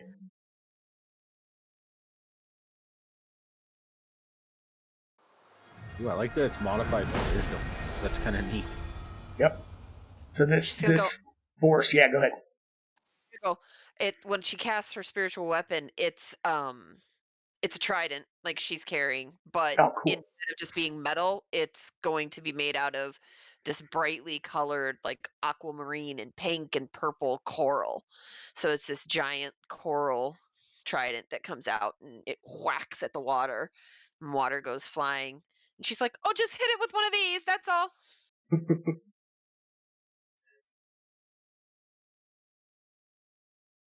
And All right. then I'm going to use my movement, which I can still do, and I'm going to kind of run over this way to our bird friend here. Okay. And so the spiritual weapon, even though I attacked with it, is that 2 actions or is that 1? Is the attack automatic when you cast it? It's two. Right? It's 2 action. It's a 2 action spell. So is all. That's all part of it, though. You're right. You don't have to do anything else. But Okay, then that's it. I'm going to move over there and I'm going to hang out. cool. All right, Kako, you see this huge wall of water that's ready to come crashing down on Jadrin or you. You're not sure which. Oh, let me undo the grab. Hold on, guys. Let me take these effects off you. All right, go for it. He squawks, And then he sees the We have not done the giveaway yet, guys. the trident of Lavana. Dig into it. Yep. And he turns around and faces it. And so I'll stab it with the rapier. Stabby stabby. There we go. Yes. Is that a crit? You did not target it, so let me drop it on it real quick. Hold on. It's a hit, so make sure you target it and then go ahead and just roll damage. It's just a regular hit, but make sure it's targeted. All right, and it's flat-footed to me. And why is it? Why is that? I have the ability. What is it called?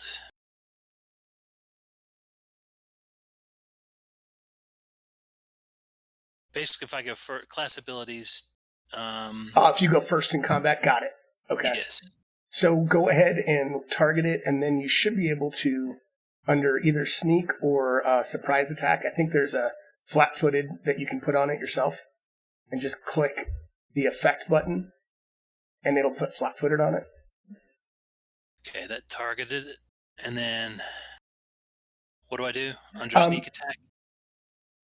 Yeah, it should be under sneak attack.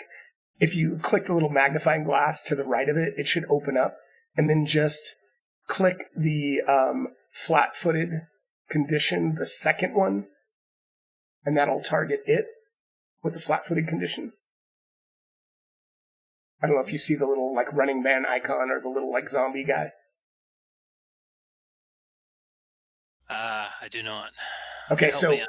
so in your sneak attack and the very far right, there should be a little like magnifying glass that you can click. So this is under actions, not abilities. Okay. Right, under actions at the very bottom, you should see Rogue Sneak Attack. If you scroll all the way down on that page. Actions, feats, sneak Yes. attack. There it is. Click on the magnifying glass. Yep. And now click on the second little running man guy or whatever zombie where it says flat-footed. Huh? Okay. So now it is flat-footed. And now what I should have had you do first is I think you need to... I did target it. Right. No, you did. But for a second, I'm going to put this on you. Give me 1 second. Okay. Because what I should have had you do first is put the sneak attack on yourself. So now, if you hit, then it'll do the additional damage automatically. So go ahead and roll your attack. Oh no! Did you already hit it? Oh, you already hit it. You're right. So we're good. Yep.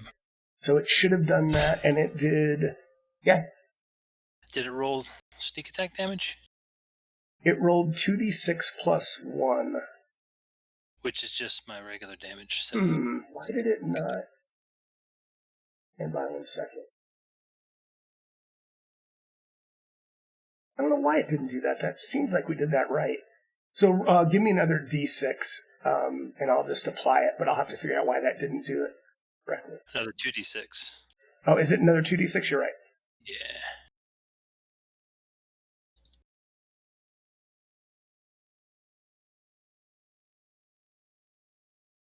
All right, so it does another 4 points of damage. All right. We'll do it right next time. Yeah, we'll do that. We'll get it next time, I think. So let me take those off. If I cast a cantrip, it takes me. That's one action, right? If you wait, what you just did, sneak attack or which? I'm going to cast guidance. Yeah, I think guidance is just one action. So yeah, you can do that. Okay, I'll cast it on myself, and then I'll do that again. Yes. Now wait, you can't. Can you hold on? Oh yeah, because you can. Yeah, I think that works.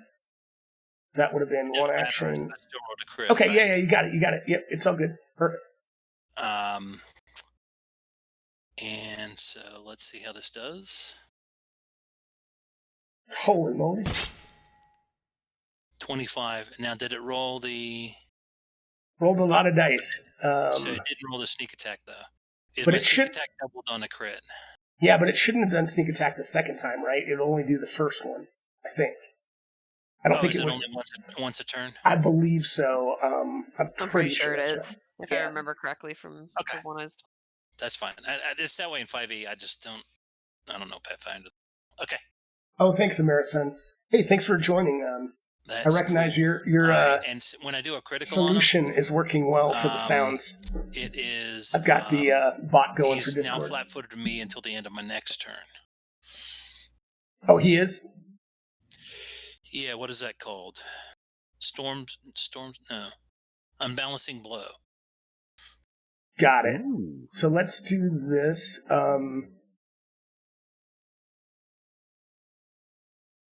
That's very cool. Yeah, let me read something real quick so I get this right. I think I did this wrong before, so stand by 1 second.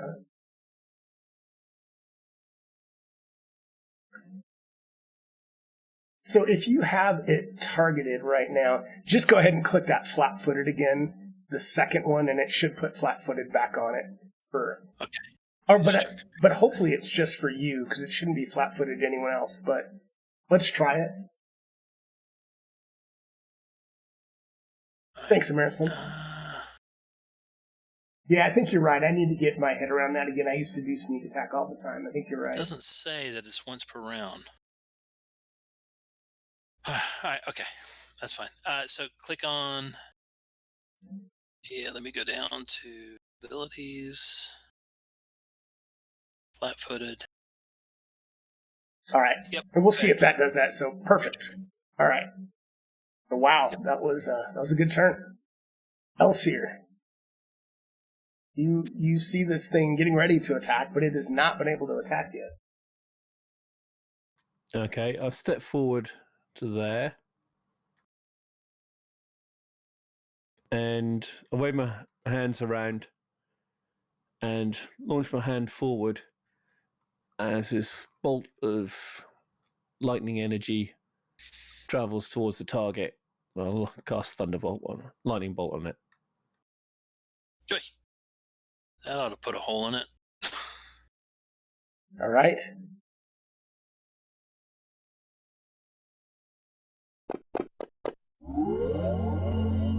So it succeeded, but I assume it still does some damage. So go ahead and roll damage, and it should give him half, maybe.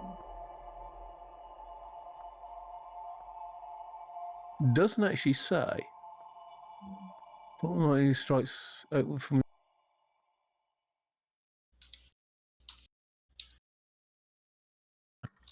your hand, dealing 4d12. It says in the effect half on save.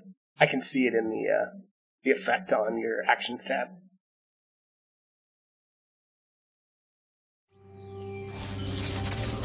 So it did do half. So yep, it did it right.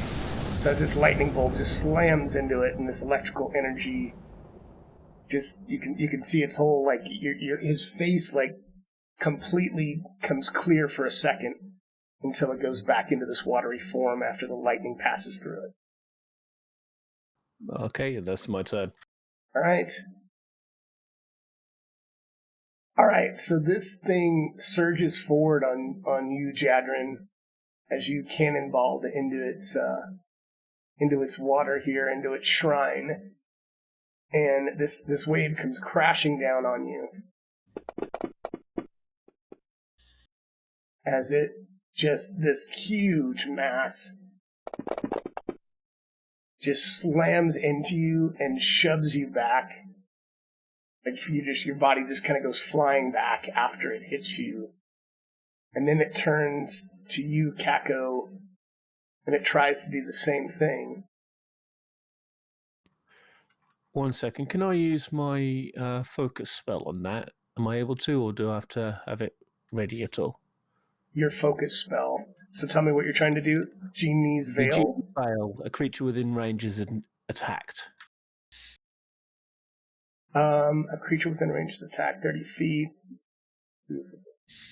Action. Yeah, absolutely, you can. Yeah, it looks like it's a reaction, right? Yeah, basically.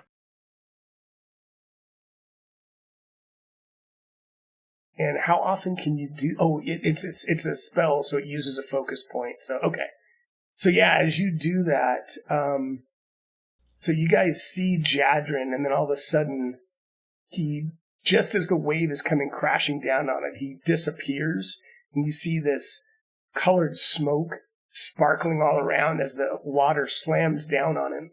But it just goes right. It's almost as if it appears. He appears right after the water goes crashing down on him. So, Jadrin, you do not take that damage as he protects you. That's pretty cool. Let me take that off of you. It's 34. You have 8. That was cool. And so now make sure you tick that off because you're not going to be able to use that again. But that was very nicely done. No. And then the water creature turns to Kako and tries to do the same for him. All right, hang on a sec. I'm going to use my nimble dodge. Okay. I don't know if I have to call it beforehand or not, but Let's see. It's a reaction, so, but it does give you a +2 AC. So yeah, go ahead if you want to use that. Yep. Did you click on it? On the effect? In the Actions tab? Yep, how do I add that? All you have to do is click on the little icon, like that little zombie guy, and you're already targeted, because it's just a self-target. So once you click on that little zombie guy, it'll apply it to you. So you got to make sure you're in, like, an actions, like I clicked your mode, and then your display to actions, so now you should see that. Yep, I got it. Okay, so let me know when you clicked it, and then I'll attack. Okay, there we go. So now it's going to attack.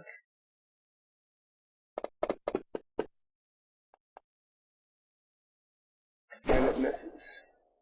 And let's see. That was its first second. It's going to try one more time. And it's a third action.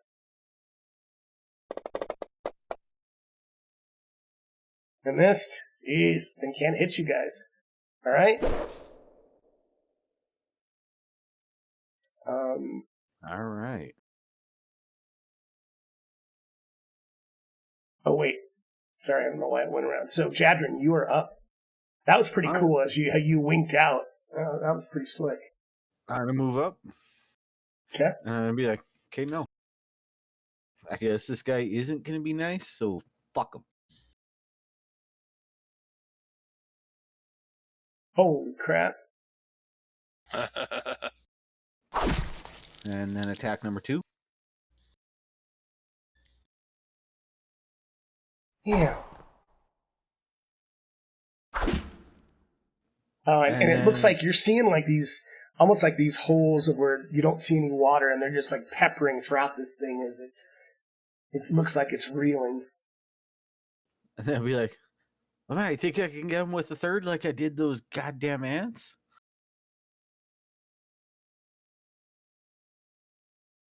Holy crap. Yep. Yeah! Ants, water creatures, it don't matter. And as this water just starts pooling, you hear up to the top right, you hear another door open as this thing kind of just slowly dissipates into the water, or back into the pool.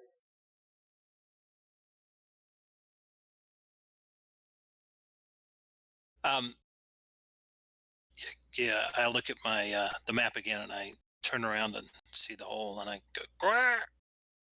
There it is."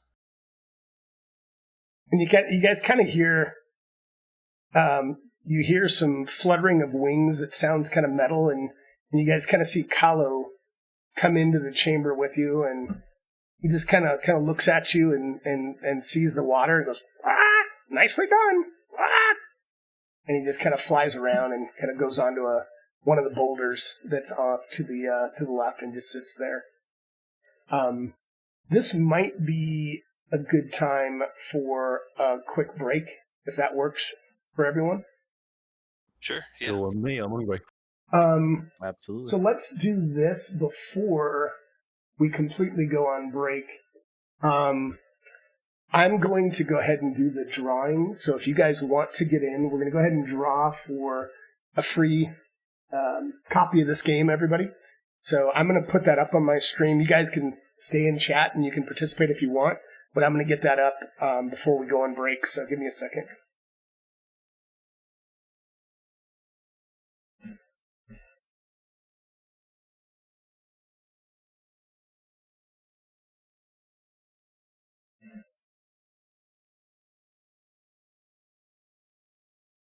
All right, give me a second, guys. And recent events, giveaways. So we are going to be drawing for a free... Oh, somebody dropped off already on the stream. Here we go. We're going to start this. So this should take a second, and it should pop up. All right, guys, so it should be popped up. So anybody's in here. So do you type in ! Sundered to enter, and there's a 2-minute timer. So go ahead and enter if you'd like a copy of the game Fantasy Grounds or PDF, and get a ticket. Only a couple entries so far, so anyone that wants to join, you get about a minute and a half or so. Yeah, players too, DM Stretch, absolutely. You can do it. Anybody who wants to join and try. So players, if you're in my chat, you're welcome to participate as well. Got about another... Well, Fantasy Grounds for the win, that's right. We're up to 5 entries. I'm gonna pass. I'm gonna All right, no give problem. somebody in the chat a little bit of a chance. Sounds good. Yeah, it's a pretty good I'm chance. greedy. I totally went in on it. Spreading No, it's all good. love. All good. You can be greedy. I'm playing a cleric. My god just tells me I can't. I like it.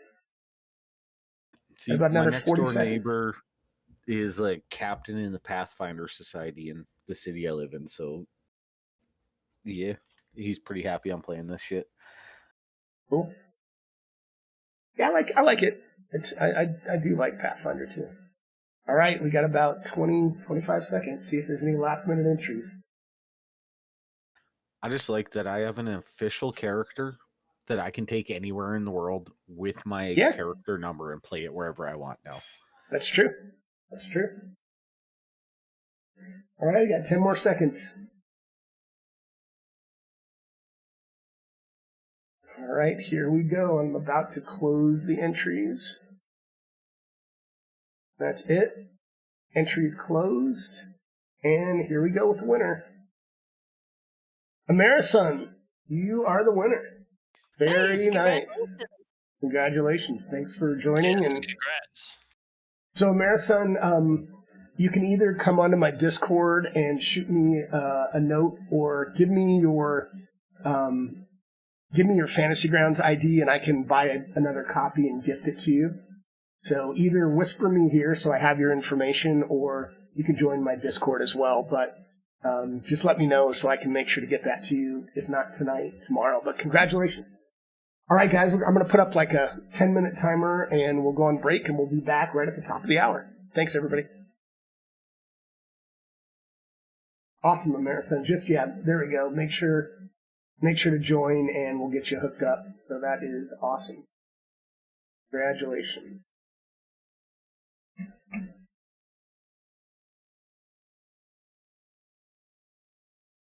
All right, just a quick break. Oh, there we go.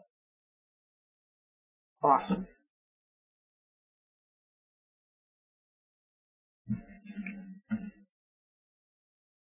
Be right back, guys.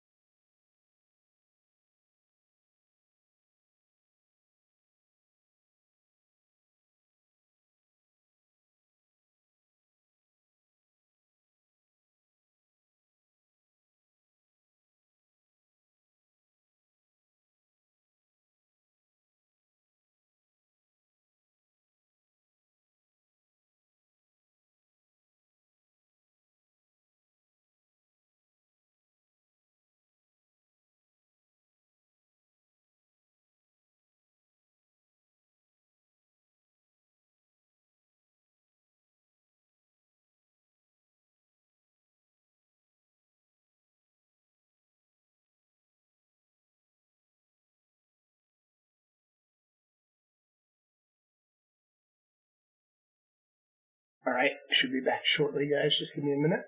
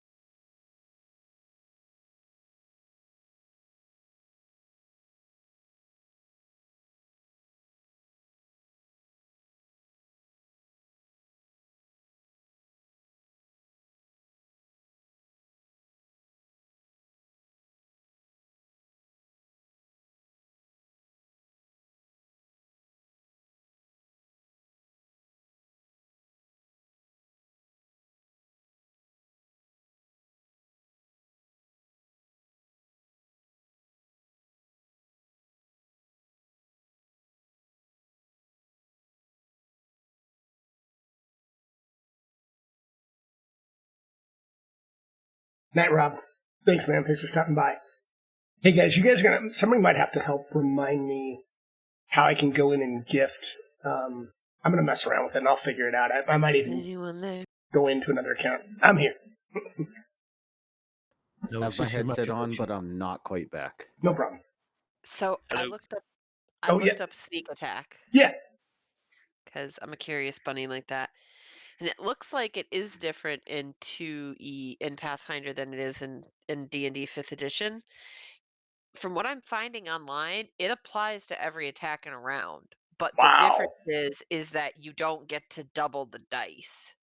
Oh, Like maybe in that's why it was D&D, right. you can only do it once, but you get like if you crit and you got your sneak attack, then you're doing 66.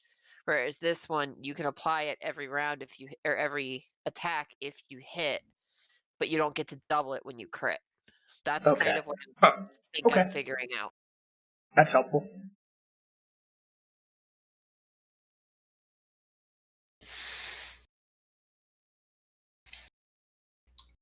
But it's like weird because the book doesn't specifically say that. You know what Yeah. I mean? But it doesn't specifically say it doesn't. But then when you start kind of poking around online, it's kind of like what it seems like everybody does. They apply it to everything, but the disadvantage is you can't double the dice on the crit. I guess I'll have they to look kind it of up too. factor. Makes sense. They call it precision dice, and Oh, yeah. there's sometimes when I don't think you double the precision dice, and there's sometimes when it doesn't Look, affect. I'm still learning too. Yeah, and I think I think it's because they probably looked at it as, well, we'll give it to you every attack in your turn, but as you get down to that third attack, it gets harder and harder to hit. Plus, if you wanted to do anything else, move, disengage, anything, then you're not going to attack 3 times. You're going to attack twice. So, like, there's Yeah, other ways that it mitigates how often that's you're going true. to actually hit with it. And it's easier to get a critical in Pathfinder. You mean the original or this one? This one. I gotcha. So All right, we're back on stream. I'm not sure if everyone's back. If whoever's back, if you can check the box, and I think we have 2 people back, 3, maybe 1 more. See, what I read is if the person's flat-footed, sneak attack applies. Yeah, they definitely have to be flat-footed. That's for sure. So that might be the Yeah. other. Yeah. Yeah, I mean, you'd have to meet the condition to get the sneak attack. So, but it would apply to multiple hits over the round. See, I had to give my neighbor's Pathfinder 2 core rule book back, but now I want one for myself. Gotcha. Well, I think everyone's back. I haven't heard DM Stretch yet, but I think he's back. Kako, you're back, right? Somebody didn't check, but I think you're all back. Okay. All right. All right. So you can tell as that door opens into another chamber, it looks like there's a passageway up to the north, and then possibly some stairs going down to the east. But you can kind of see a short passageway opening up into a chamber to the north.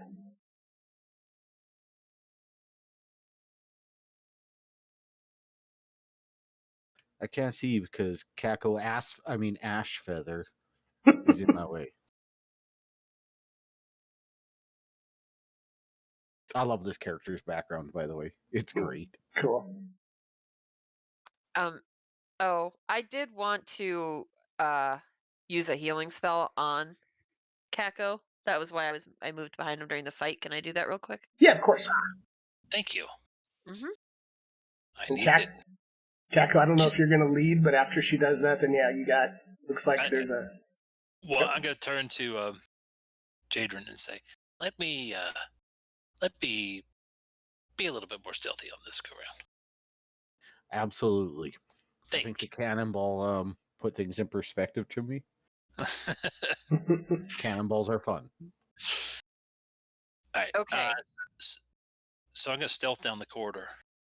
And but before I do that, I'm going to pull out the map and point to it and say, I think we should go up to the top first. What say you all? Sounds good to me. All right. That's what I'm going to do then. Do I need it? How do I stealth? So roll a stealth check, which should be on your skills tab. So if you grab that plus 13 and drag it to the tower, there should be a dice tower to your bottom right that'll roll it so I can see it, but you can't. It looks like a tower, and so just drag it and drop it in there, and then I'll see the roll, but you won't. Let's see. So on my heal real quick while he's rolling that. Yeah. I have like 87 million options to click under this heal. I might be exaggerating a little bit. And I think, no, and some of that is because, let me look. I think it depends on how many actions. Sorry, go ahead. Oh, no, that's fine. I have one that just is 3d8, and then I have one that's 3d8 plus 24. And then I have one that looks like it's a spell save DC for an attack of some sort, and then damage, which I'm assuming is against undead. Right, exactly. So let's see. The 3d8 would be just a basic one, somatic, just a touch spell. I think you can increase it with a 2 action, which gives it a range of 30, and I believe then it also increases the hit points by 8 per level. So the second one, 3d8 plus 24, would be a 2 action spell, but you could certainly use that as one of yours, and it would be 3d8 plus 24. And it still only cost 1 spell slot. Well, I mean, if I'm here, I'm going to do it upright then. Right? My combat I'll heal him to full. Yeah.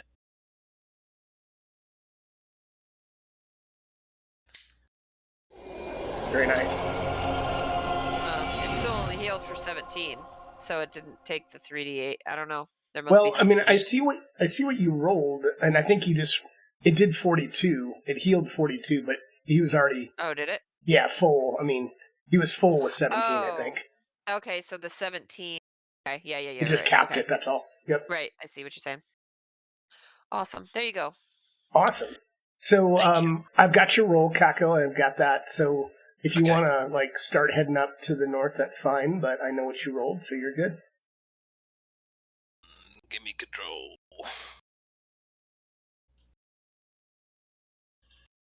All right, so the passageway opens into a long, quiet chamber that's flanked on both sides by wooden racks that have old, dust-covered weapons all over on both sides. Some appear to be in fine condition, while others appear to be nothing but rusted scrap. And you hear Kalo kind of come flying in above you, and then he sits atop a small plaque at the far end of the chamber, lit from above by a narrow shaft of light. Okay, so I am going to wave them on. Yep. Turn back and catch Jedrin's attention and just sort of subtly wave him on. And then I'm going to, while he comes up forward, I'm going to go up to where the parrot is. Okay. And as you get closer, you see that the plaque at the end of the chamber reads, "Honor the weapons of the fallen dead, those who died in service upon the sea, but let not these tools go unused, for even in death they may help the living." All right. So I guess I'm going to turn and look. I don't see anything dangerous in here right now. No, you don't. All right. So then I will turn and say, looks more like it's a riddle room. Nothing to fight or be stealthy about here. At least not yet.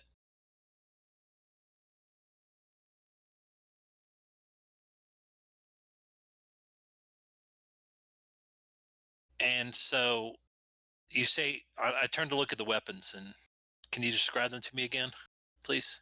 Yeah, so you see there's racks on both sides filled with all sorts of weapons. You see swords, rapiers, spears. You also see, as you're kind of, are you kind of looking through the racks, or were you just kind of glancing at them, or tell me what you want to do? I'm not touching anything, but I'm just doing a visual inspection. And did you say there was different conditions, and some of them were rusted? Some of them look like they look like they're in really good condition. Others look like they're in a little bit worse condition. But yeah, and they're just filled with kind of a couple different rows of weapons on each of these racks that you see. So let me ask you this: the ones that are rusted, are they more typically seaman's weapons, like scimitars and tridents and things like that? No, you see like it looks like there's probably at least 8 long swords. You see at least 6 spears, and you also see, as you're kind of looking through these racks, you see a club and a gaff, in addition to a couple rapiers. Gaff. Okay, that definitely is a seaman's weapon, right?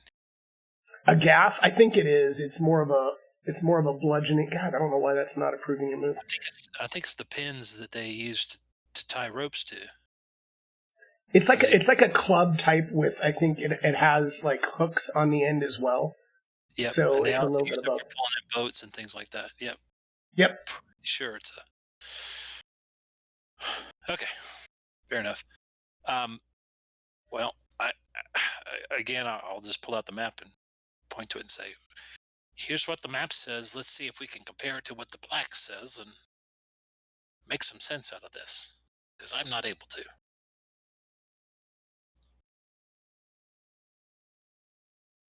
All right, the map, it says, pay homage to the lost, take not their blades or spear if you want to win Pirate King's treasure. And what does the thing say up there? What does the plaque say? The plaque says, hold on one second.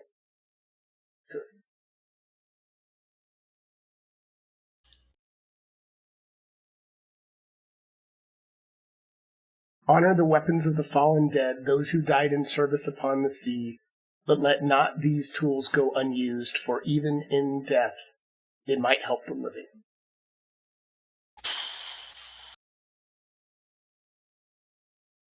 Okay, what? Anybody got any ideas? Okay. So you said that there was a gaff and what else? A gaff, a club, at least 8 long swords, a couple rapiers, and probably 6 or 7 spears.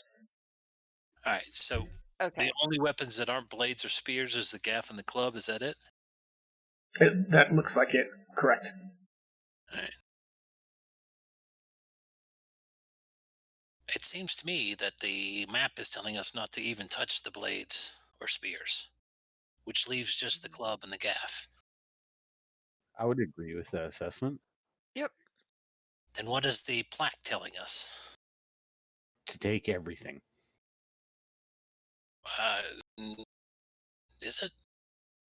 Well, anything useful, right? Which would be everything. What does the plaque say again? The plaque says, "Honor the weapons of the fallen dead, those who died in service upon the sea, but let not these tools go unused, for even in death they may help the living."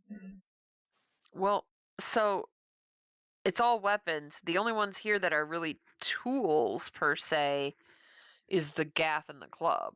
The gaff is used to like bring big fish on board, big Right. hook thing, and the club could club the fish or like the seals or whatever. I'm So not going to read it again, it's guys. talking about Just kidding. tools and don't touch the Just kidding. blades and the spears. That makes sense to me. The only question I have is, should we leave the club as well and just take the gaff? They need to get the bludgeoning Well, I weapons mean, it if they want says to help the don't final take the battle. blade and the spear, so I think we can take the club. Okay. All right. All right, so who's doing what? What are we doing? I'm gonna I take the gaff. have use for a club or a gaff. I cannot use it. So, so I threw, and if you guys look at the party sheet, which is in the very top right, you see like the 3 little people icon.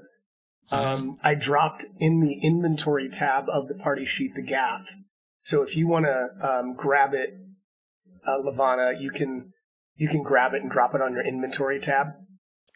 And does anybody want it? Yeah, go ahead. I was just picking it up to see if something happened. I mean, Yeah, I mean, nothing happened. I mean, you grabbed it and you have it in your hand if you want to take it, but it's up to you. okay. Or you can put it back down in the rack. You can do whatever you want.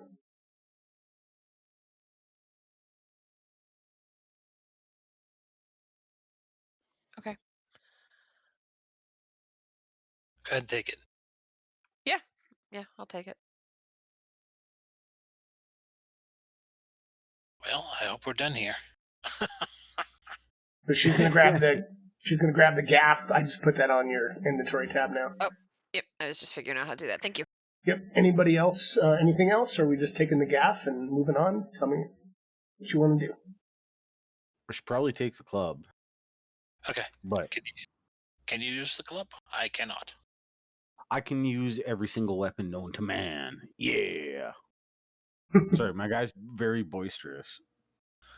This is not me normally, but Was Jadrin taking the club or? yeah, I'll take the club. Hey.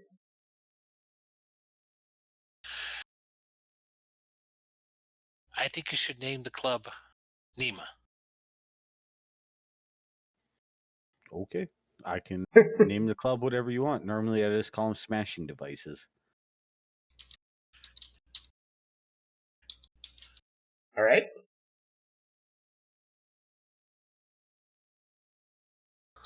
So, what are we doing, guys? 'Cause nothing's happening. I say we go back around the corner and to the room that was to our right, now to our left. Let me forge ahead. Okay. Okay. Not a stealth roll. If you're going to stay stealthy, yes, please. Yes, if you're going to continue to. That doesn't look like it may not matter. All right. So as you can roll, and I'm going to explain what you guys see as you turn the corner here. The cavern corridor opens into a naturally domal chamber. 4 stone pedestals stand before you, arrayed in a semicircle around a small altar. Atop the altar are 4 stone sculptures. One depicts the sun. Another has been carved to look like the crescent moon. The third is a tablet that has a small constellation of stars carved into it. The fourth resembles a comet racing across the sky. The pedestals are identical save for the fact that each has a shining coin set into its face, starting on the left with copper, followed by silver, gold, and finally platinum. I'm going to put that text in chat because there's a lot there. All right. So, how do coins work on Galarian? What do you mean? Just as far as like the Value. value? Yeah. Value would be copper, silver, gold, and platinum. That's the order of value. All right. I had a feeling that this last room would involve coins. So I pulled out the map again. Here we go. This looks promising. And I point to the clue. It talks about the most valuable one goes last. Lost at sea, remember that the one that is worth the most always goes last.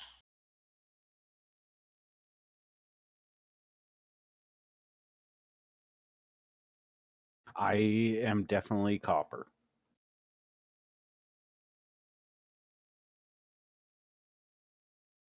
So as you get there, Jadrin, you do see that between the four sculptures is what appears to be some clues carved into the top of the stone altar. Oh, and shit. so you see this image on the stone altar, which reads, "To find your way, you must be able to navigate by the sun, the moon, and the stars, praying upon a lucky comet to find your way home. The sun is mighty in value, worth more and place before the stars. The moon, in her pale radiance, can't be gold or copper. To spy a comet is worth 100 times what you might get for glancing upon the moon. The stars come out right before the moon rises." Crap. It's Sorry, a logic. Hold on. Give me a second. No, Yeah, you're it's good. math. It's math. We defeated the water beast, only to be taken down by math. I'll say the comet is platinum. Well, what So old. is worth 100 times? Is platinum worth 100 times? It's worth 100 times silver.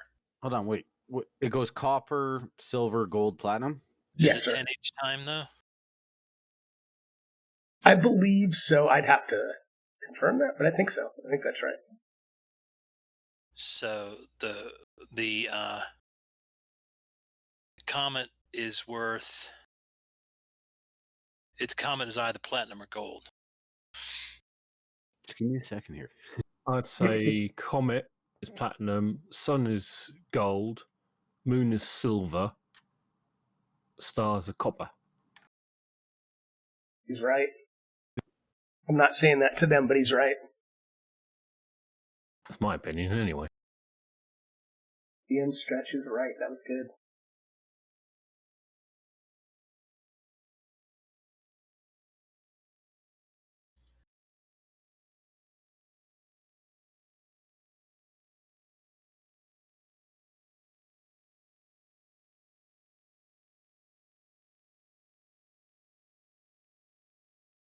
It's a bit quiet. Yes, it is. I'm thinking. I'm pondering. Who said they're thinking? Jadrin. Jadrin, yeah, sorry. Wait for Jadrin to have a stroke of brilliance, because... Shit, don't look at me. Oh, what were you saying?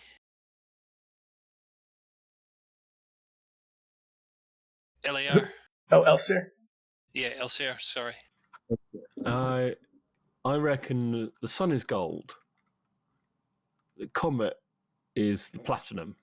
So it's clearly worth 100 times the moon, which makes the moon silver. So that Copper, the is star. copper. Right. Yeah, okay, that makes sense, because it says that specifically the moon can't be gold or copper, which means the comet has to be platinum. Okay, I follow you so far. I'm in 100% agreement. The sun is mighty in value, worth more, and placed before the stars. I'd have posted a picture in Which means the Discord. sun has to be gold and the stars, therefore, are copper. So platinum Wait. is placed How because many? of the clue from my map piece. The one that's worth the most always goes last. I think that might have to do with the order we place them. Yeah. Sooner, what were you saying about posting an image in Discord? I'm sorry. I posted a picture in Discord because I was doing the math on a piece of paper. Oh, gotcha. Yeah, and I came up with the exact same thing he did. Okay. So let's put the copper first, and we're saying the copper is the stars. Yes. The one that is worth the most goes last. Is that what your map Hold said? on. It says sun is mighty in value, worth more, and placed before the stars. So I'd say sun first. And then stars, then moon, then comet. Yeah. Okay.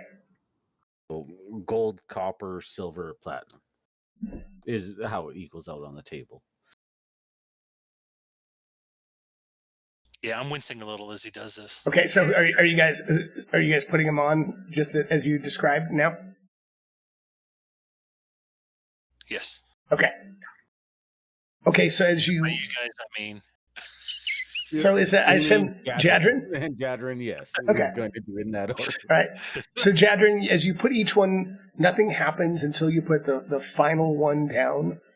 And as you do that, all four of the statues and sculptures begin to glow with a radiance that kind of matches the pillar color of each of silver, gold, platinum, and copper. And they start rising up to the ceiling, and they create this illusion of the sky. You see the sun setting on the ocean with the stars and moon rising, before finally you see a flash that resolves with a comet streaking overhead. And as soon as you see that comet flash, the whole illusion starts fading, and you hear a door open to the right. I'm going to yell, yippee, you're a fucking genius. Well done. Very nice. Why, thank you. Yeah, that was beautiful. Like I was doing math on a paper and you figured that out before I did. Like out of character. Even Kahlo flies in and goes, "Rah, impressive."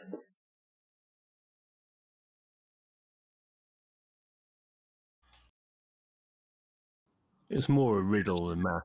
There's the door. Yeah. All right, let me stealth ahead. I can't seem to move. Oh, that's the door. Okay. My token doesn't like to have movement approved. You have to go outside the walls because line of sight. in That's this, why, So you yeah. have to come down to the opening and then move over. You kind of have to do like a double move type of thing. It's a pain in the ass, but it makes sense because your character can't walk through walls technically. That's There we exactly go. what it is. You're right. I didn't realize that, but that makes sense. I love the line of sight personally. Trying to open that door. Hold on. Thought I had it open. I just had a vision There of we go. the movie Clue. Let us in, let us in, let us out, let us out. Nice. All right, so let me stealth ahead. If y'all don't mind, to bring that up.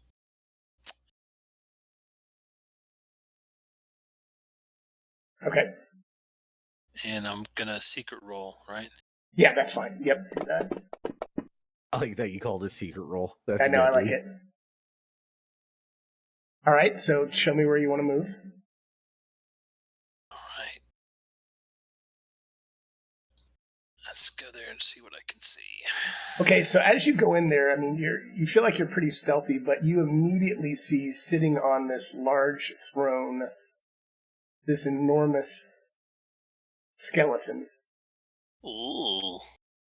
From the cover art. And you see Yep. the rolling ocean has been painted on the walls of this chamber in faded blues and pale white. Opposite the entrance is a raised platform with an enormous stone throne set against the far wall. An equally large skeleton sits on the throne, clad in the raiment of a pirate, complete with a patch over one of its empty eye sockets. The voice of your former captain calls out from the darkness. My old friends, you have come so far, and the end is just over the horizon. I hope you will face this final test together, and learn, as I have, that you can only step into the future by overcoming your past. And as the voice fades, the giant skeleton stirs, stands up, and starts stumbling forward to attack. So poop. if everyone roll initiative, and Kako, you can roll stealth if you like. Okay. Yay.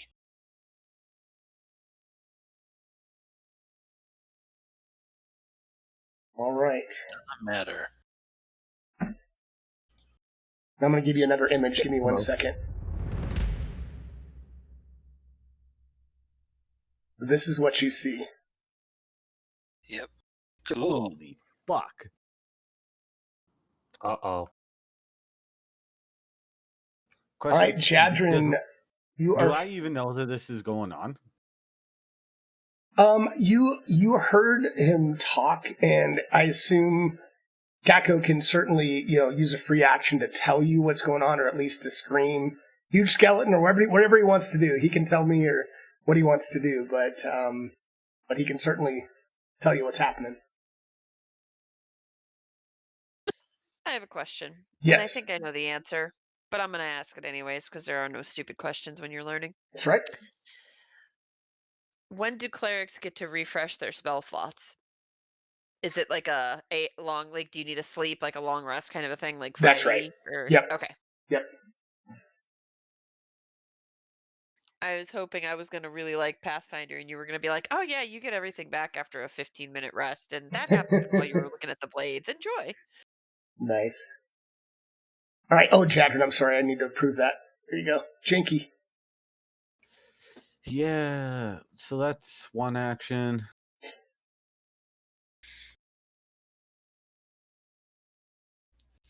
Hold on. Can you cancel my movement? Oh, you got it. God damn it. Hold on. Can you just move me there back to my original position? I don't know what I'm doing here. It keeps fucking up. There you go. Yeah, you're probably right. It's probably just having a hard time with the line of sight. All right, I'm gonna move to there.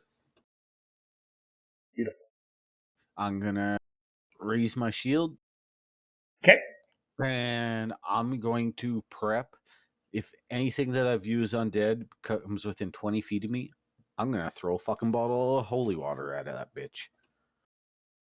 Now, I don't know if you can, because you moved and you raised your shield, which is 2 actions, so you can't ready. It takes 2 actions. I shouldn't say I raised my shield. Okay, okay. Because I can just do that for fun, right? Got it. Okay. Yeah. Yep, makes sense. Sounds good. All right, and that'll be my turn. Cool. All right, so this thing slumbers up and comes your way. So what was the trigger? Like it's just about getting, actually it doesn't even get that far. It stops like right here and it's getting ready to... if it gets within 20 feet, I'd like to throw a bottle of holy water at it. Go for it. Go ahead and target it, and I'll put it back to your... It might be easier if I put it back to you as your turn. Do you need the item or eat some god juice at him? Yeah, I might need an item. I don't think it was intended to ever throw it undead, being in my inventory. But hold on 1 second. Let me see if I can see something. All right, so he's a pirate. They said we might have to do that. We might have to do that, just kind of like theater of the mind, old school. What does it say? Hold on. I'll have to look at the item in your inventory. We'll figure this out.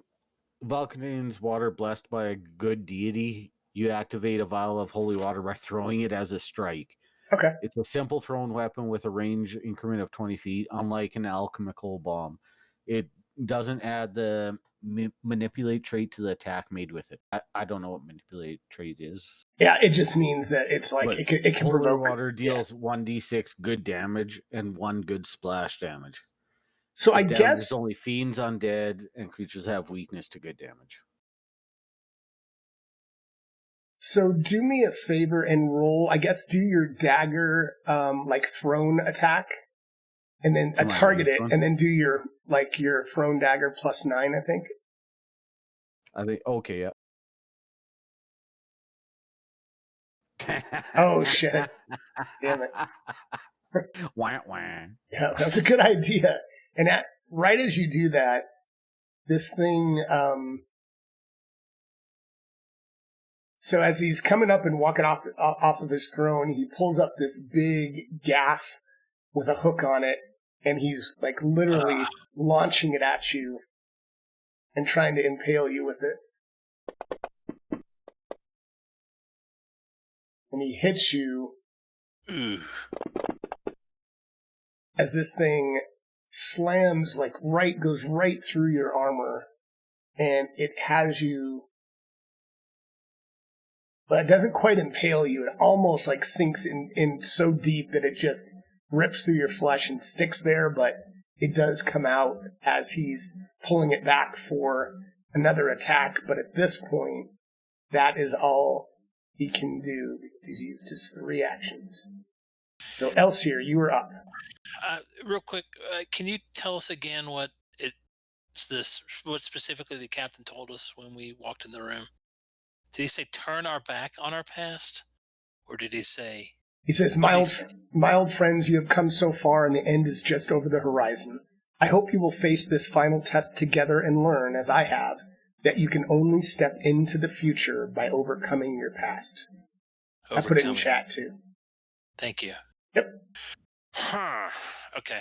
No. I was hoping something as easy as turn your back on the past, and we just had to face away from him. But right, firstly, ignore this. Just cast a lightning bolt because I didn't record it in the last battle. And Elsie moves forward, see what's going on.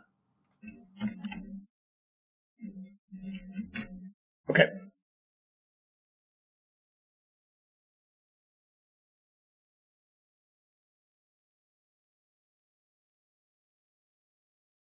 Completes movement to there. That's good. Oh, right. And with the other 2 actions, I cast haste on Jadran. Nice. You don't have, it's not touch, right? You can do that from a distance. Range 30 feet. Awesome. Perfect. So yeah, target him and put the effect on him, and good.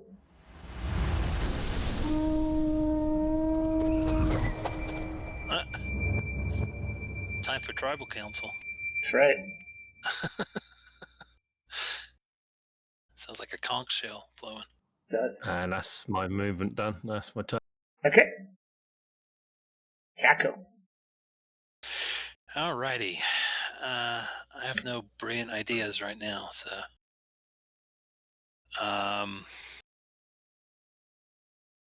come on now. 5, 10, 15, 25. I really can't get any flanking position. So I'll just move to there and forego my... Alright. Make with a stabby. Okay. See if I got this figured out yet. See how they do this one.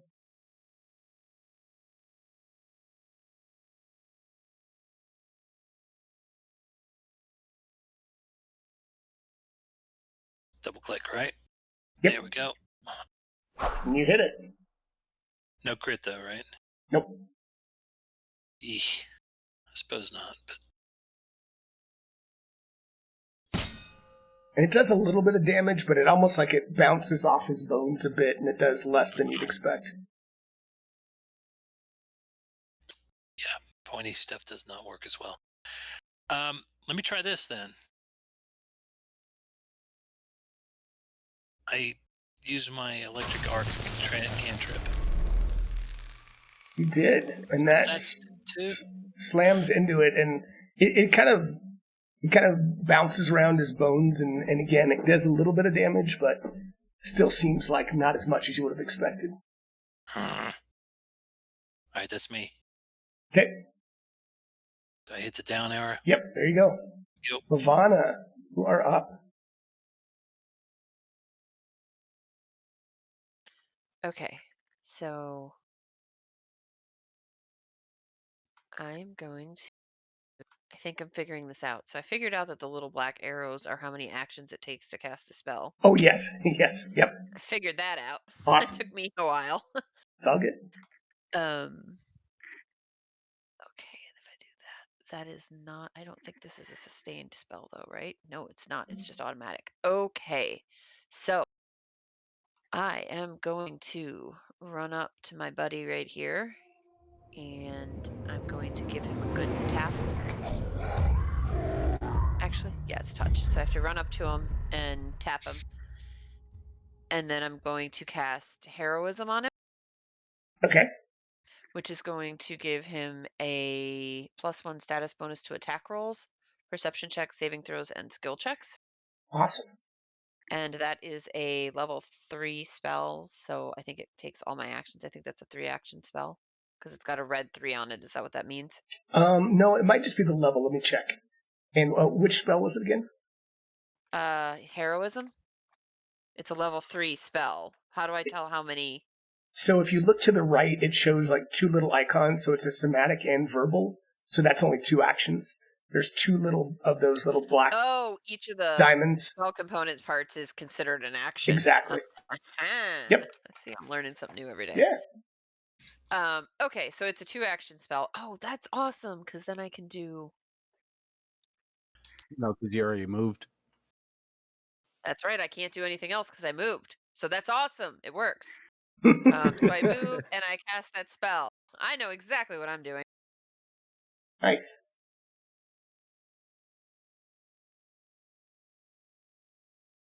Okay, I did. And then I get to cast Heroism, which I don't really need to cast it, but I'm going to cast it because I want to hear what sound it uses. Wow. Nothing. Yeah, disappointing. I think. Did you put the effect on him yet? Go ahead and click on the effect so that's on him. Yep.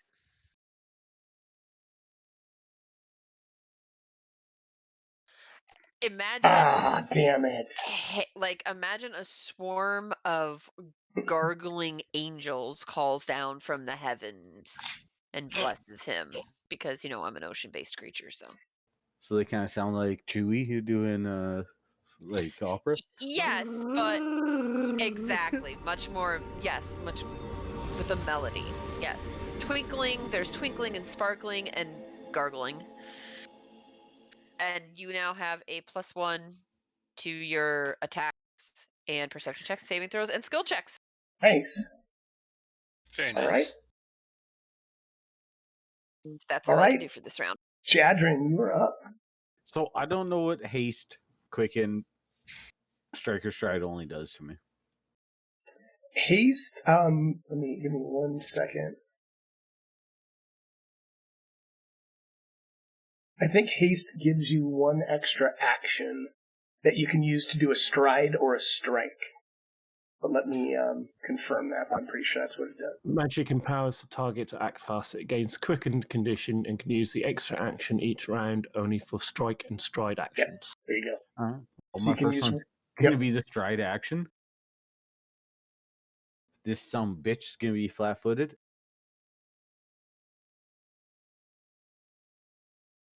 I did put the flat-footed on him. And time to smash. Oh! Nice. Fuck. I think that's like my 3rd one tonight. Very God nice. damn, As you it resisted. slams into it. What did you hit? Oh, striking. Longsword. Gotcha. Yep. Yeah. I do have a club, but I don't have a... Yeah, I think that you need to be using either the club or the gaffing hook. Well, I have a club, but I don't have a stat block for it. I'm not gonna lie. That's I can do. I can fix that. Hold on. You should. You do have a stack block for it. And it's equipped in your. It automatically gave it to you when I put it in your inventory. Yadrin, it's below your longsword. No, I have dagger, striking longsword. Oh, hold up. There we go. Yeah, I have Cool. to. Preparation.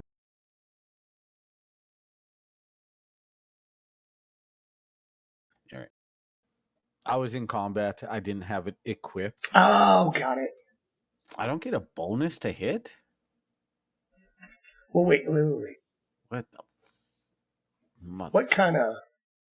Yeah.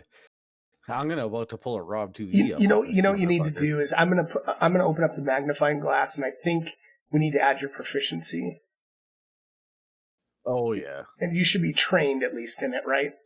What Yeah. am I in? I don't know. I got a lot of shit. Yeah, it should be fine. I made you trained. I think that was the Expert issue. in simple, expert in martial, trained in advance, expert in unarmed. So what is a club? Actually, a club should be simple. So you said you'd be expert? Yeah, it's simple. Yeah, I'm expert. Woo!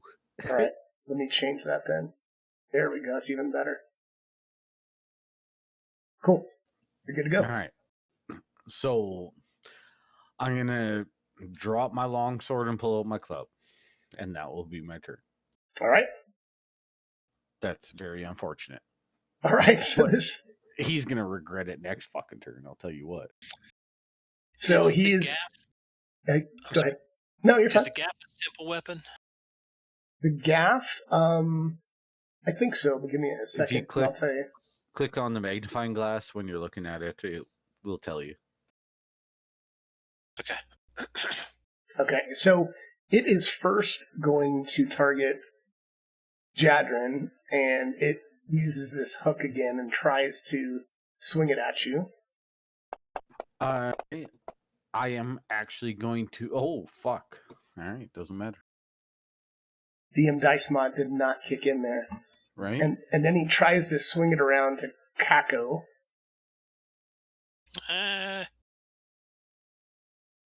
And I will use my nimble thingy.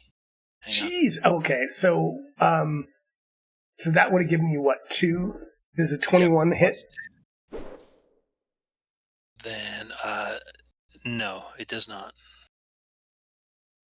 Okay, so you nimbly dodge out of the way at the last second, barely missing. He barely misses. And then he is going to, I guess, swing one more time. He has to make sure he has his penalty on. He's going to swing one more time at you. Oh, crap. That time it hits you. I can't nimble dodge again. And it buries deep into you.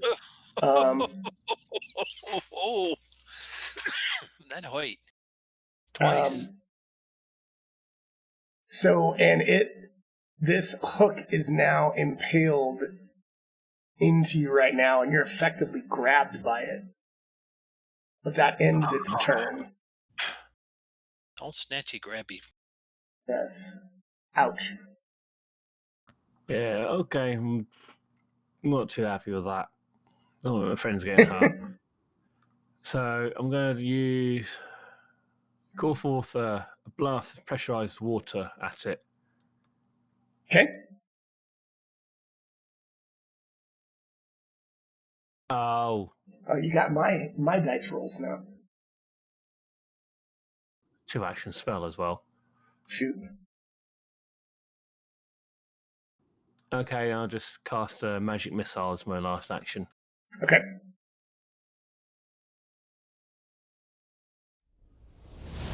All right. Seemed like it did full damage to it. Did a little bit of damage, but it all seemed to go through. Run force trauma, everyone. All right. Yes. So is that all? Okay. That's So fine. Kako, you're up. Can I get... Is it possible for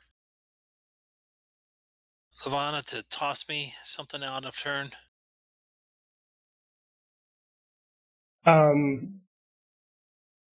Well, what are you trying to do? Have her toss something to you? Yeah, the gaffing hook. She And I doesn't just have it realized- out. I don't think she has it out. If she had it out, I might be able to. I might say you can sneak in a reaction, but I think she doesn't really have it out right now. I don't think. I mean, I'm a halfling, and it's a gaff. Yeah, it's a good It's point. big, so it's not in my pocket. I kind of envisioned I was pretty much using it as a walking stick or something. Gotcha. So it's kind of just there, or it's at least strapped to my back. So grabbing it would not be hard. Yeah, you can certainly use an action to go. Actually, but you're grabbed. Yeah, grappled. Yeah, Yeah. ain't going anywhere. Every time I think I'm out.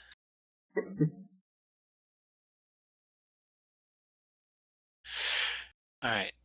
I think that thing is the key to actually damaging this beastie. So I will turn to her and say, "Can you hit it with the stick?" And So, then, sorry to interrupt. I just had a quick thought. In Pathfinder, can you basically hold your turn? Could I he can. like wait until after I go, and could he say, I need and I could then have my turn and give it to him? You can. I mean, as long as he saves 2 actions, he can ready an action, and I'd allow him to kind of just be ready to grab the hook, and once it's given to him, he could use it. I think that'll work. Right, but does that leave me with 1 extra action? It leaves you with 1 if you haven't done anything else. Yep, 1 more action. Okay, that's what I want to do. But then, as for my 1 remaining action, I want to shock him.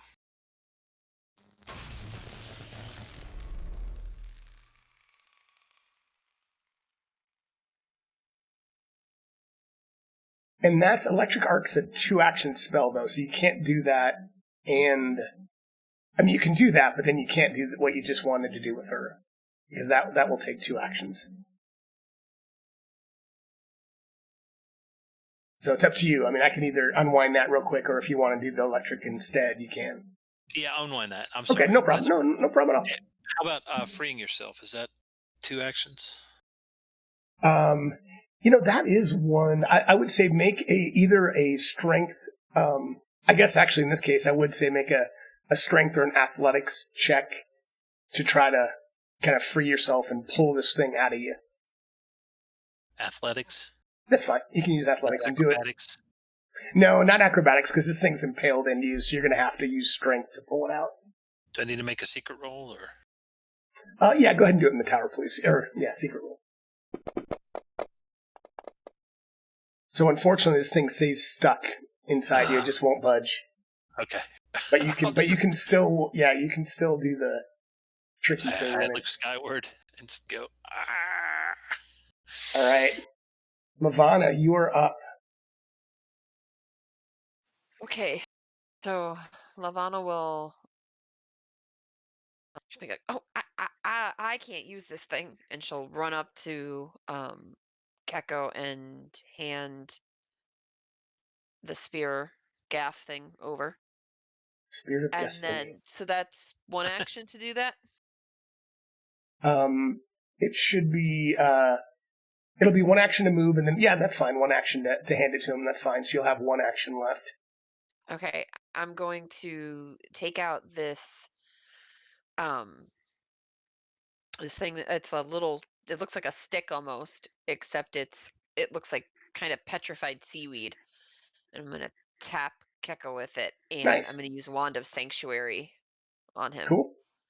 So he is worded with protective energy that deters enemy attacks. Creatures attempting to attack the target must attempt a will save each time if the target uses a hostile action. The spell ends. Oh, well. But that'll at least protect him until his next round, I guess. Well, but remember, he's gonna use his reaction right now to use that gaff. Okay. Well, then I won't. Then I'll just use my other healing spell, and Okay. I'll go ahead and heal him. Yep, you can do that. So you can do the 1 action heal. So just do the 3d8, I think. But you can do that. Sweet. Now I get 4 attacks instead of running to him, healing him, running back, and attacking twice. Nice. All right, so I'm going to put the initiative back to you, Kako, and you have the club now, and I put you as trained, so you can go ahead and target and swing at the large skeleton. All right. Let's do this. Control, right click. Did that get him? It should be control left click. There you go. All right. I am not very good at using this thing. You should at least be trained. I gave you trained, yep. And I am. ah, But shoot. Not Oh, roll boy. for. Yes. Shit. All right, so then that's your reaction, basically, and then it's back up to you, Jadrin. So if I use my haste, striker stride only, does that take away from my next attack on my chance to hit? It does. I mean, like, you're still, the most you're ever going to have a negative is your third, but it does count as an attack. It does give you an extra one, but to your point, it's going to be at that negative. If it's an agile, it'll only be -8, I think, instead of -10. But basically it'll go +13, +8, +3, +3 if Correct. I want to go 4 attacks. Yep, that's right.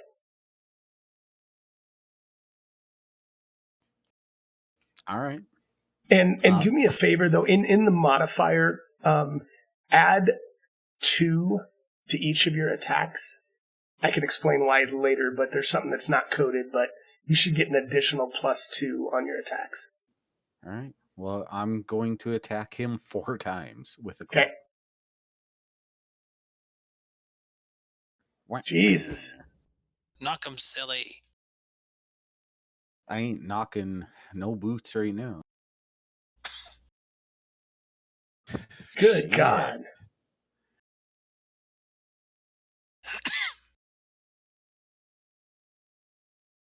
Wow. Wow. Going for that D20. God damn. And that's my Yeah. turn. That's 4 Wow. attacks. All right, so it is going to use an action to maintain this hook on Kako, and it's kind of ripping it inside you. Ooh. Mhm. And then, Critical. This may well, be no, it's not. It wasn't a crit, but it just took you down to critical. Oh, Just your status. So Jadrin, and that didn't really require anything now it's going to try to swing a claw at you, Jadrin. So let me know if you want to do anything, but I'm going to, Yep. before I'm gonna okay. do my shield thing. Just let me know when you're ready before I swing. Don't know where it is.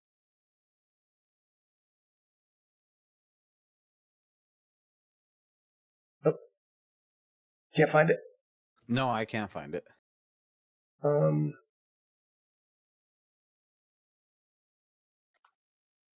There's raise a shield at the bottom under actions feats.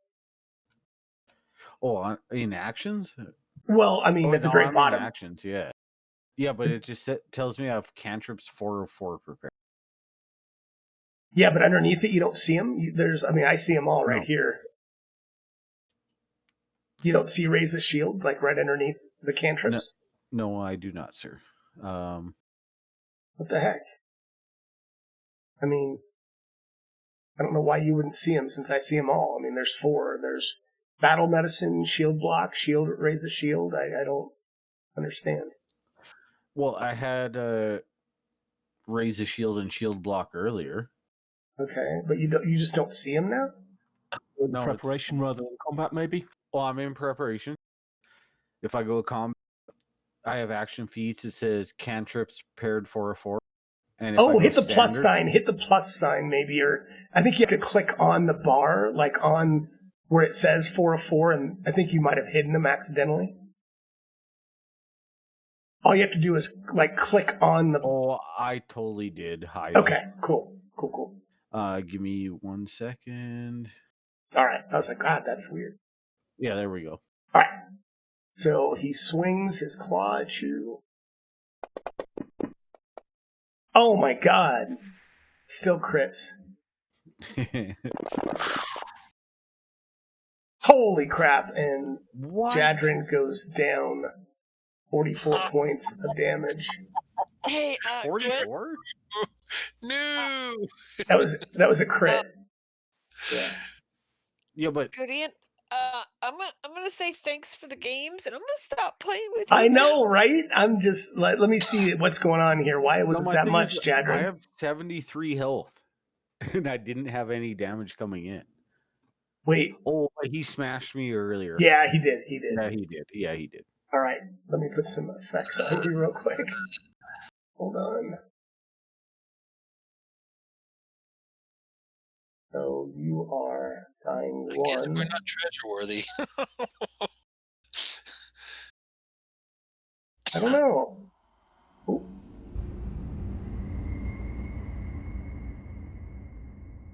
Hang on.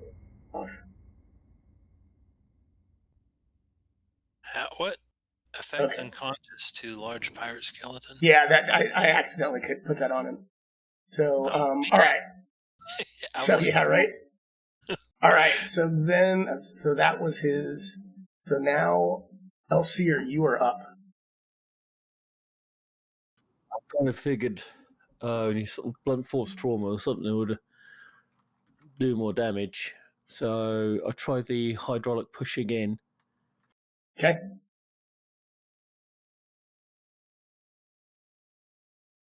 Oh, Jesus.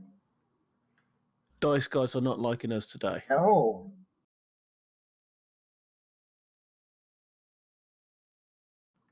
I'm looking around for a one action thing I can do because that was the 2 actions.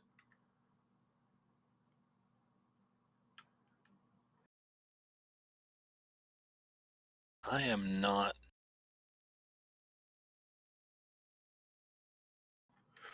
You have consumables like Okay. quickness or bark skin, but that's the only thing I see on your actions tab.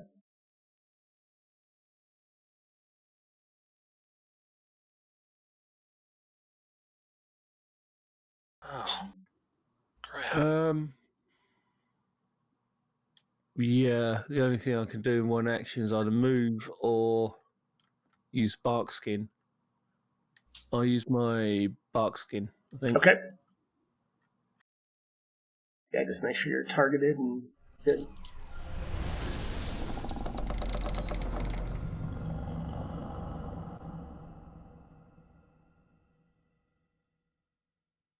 All right. Kako. All right. Here goes nothing. I'm swinging the El Gaffo at him. Shit. Boy. All right. Well, at this point, in for penny. With that assessment. Critical miss. Yeah, and remember, you guys all should have. You all should have at least one. You all do have one hero point that you can use. Oh. So keep that in mind. We should have started with that, but you do What all does have that one. So you can use it to re-roll, or like Jadrin, before he, after he rolls, if he would go to dying 2 or 3, he can use it to come back. I think he'd be unconscious, but he could use it to erase the dying condition. Or you can use it to re-roll. My first attack then? Yeah, that's fine. Yeah, you can do that.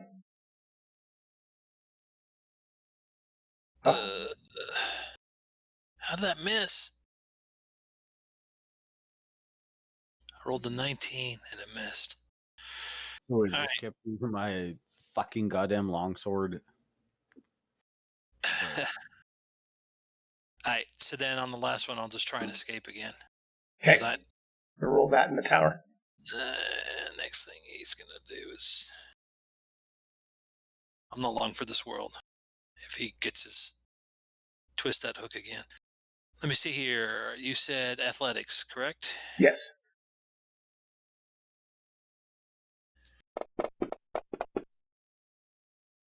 All right, this time you barely manage to get it out as it kind of the blood starts pooling down underneath you, but you do manage to get it out. Okay.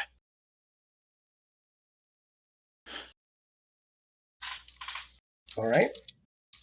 Anything else you can do, or is that your third? That's my third. All right, Lavana.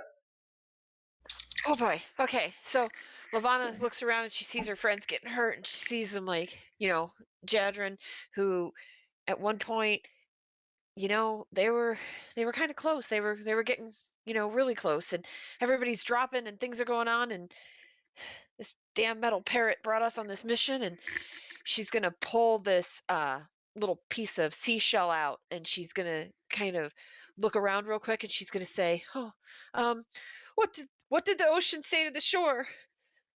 Nothing. It just waved." And she's gonna smack her hands together and destroy this little piece of seashell, and she's going to cast with her wand of healing a 3-action spell that will deposit positive energy in a 30-foot radius, and it will target all living and undead creatures in the burst. And I get the I have it There you go. heightened. So I guess I'm basically gonna do an AoE heal and basically positive damage to this undead thing. So let's do a couple things here. Now, this should be higher, shouldn't it? It shouldn't be the 1d8. It should be... Do we need to move this up to the 3d8 and then the... Well, the way it looks like what it's worded is that I restore I roll 1d8 if I do it at level 1. And then if I do Right. it at level 2, it gets a range, and the hit points Well, that I roll, and they go up by 8. And then if I do level 3, because I have it heightened, I guess I get to roll 2d8, Yeah, well, it's the same spell I and they go use up in by a live 16. game. yeah, the only difference should be... It should just be different actions, it should be. So what I'm trying to figure out is... I guess it is just the 1d8. I wasn't sure if it was more. But so what I would do is first target the people you want to heal, and then do the second heal. That's the 1d8 plus 8. So don't target the skeleton yet. We'll do that second, and then you'll do the positive damage on it second. So you'll do it as kind of like two Right. different actions, that's all. Okay, but it says it's heightened on here. If it does say it's heightened, then let me change this. This should be then 3d8, just like your others. So give me 1 second then. I think that's the mistake, maybe, that's in here. 1 sec. Okay, because it says it has each of the different levels, and then it has heightened +1. The amount of healing or damage increases by a d8, and the extra healing for the 2-action version increases by 8. So I think for the 2-action version, be plus 16. So then it'd be 3d8 plus 16, I think.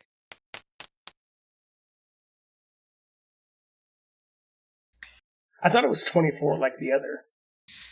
I'm pretty sure. Okay. I mean, I'm not going to say no. You guys going to say no to extra hit points? Nice. Okay, so I got to I think we're good. I think we're good.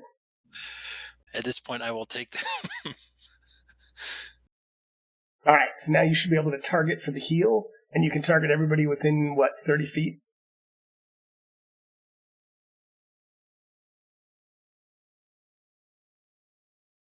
Yep, 30 feet. So yeah. Yeah, looks like you get everybody targeted. Excellent.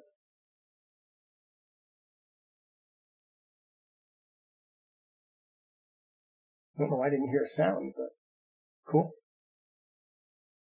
I don't know, but very nice. Oh, Elsair wasn't wounded, but I healed you just so you'd feel like part of the gooey group.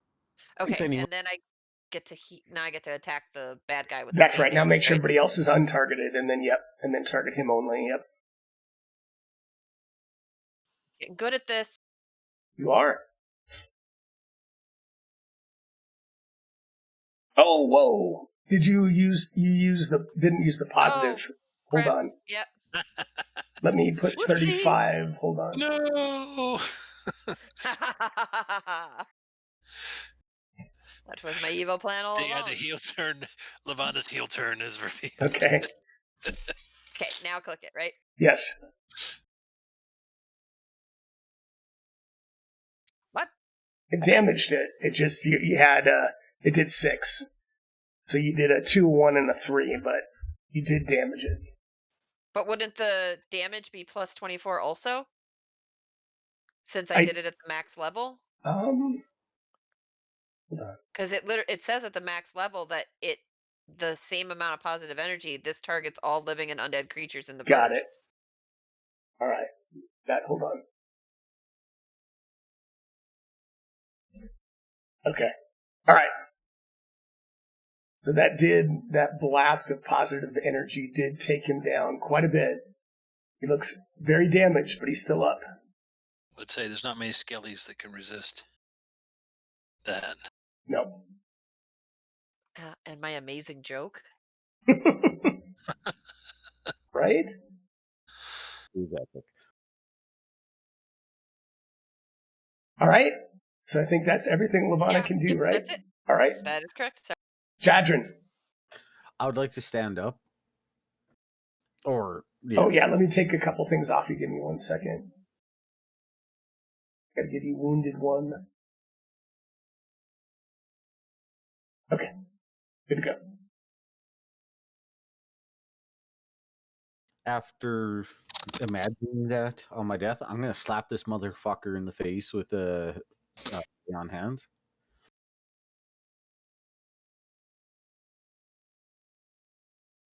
Damn it. Did do some damage, but just a little bit.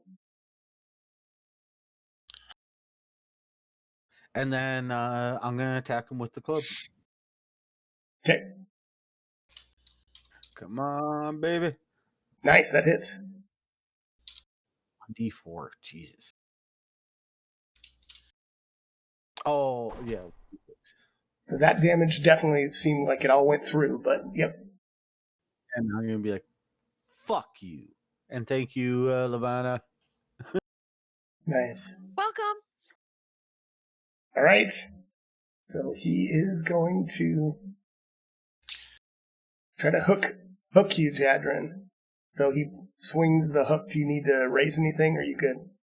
Yeah, I need to do a couple things. Okay. I'm going to raise the shield for extra defense, and I'm going to attempt to block. And it's going to fuck up my shield, but I'm all right with that. Okay. So what happens? Your shield takes damage? Yes. Yep, you'll take some damage and like split it. It's fucked up. Wow. So that looked like a pretty good use, right? Yeah, absolutely. So very nice. So then he turns to Kako, and he swings at Kako. Ugh. Actually, he's going to try to claw you this time. Wait. I'm going to use my Okay. nimbleness. Okay. So I need to select me, and then I need to do... It should already have you self-selected for that one, but that's fine. Yep. Okay. Here we go.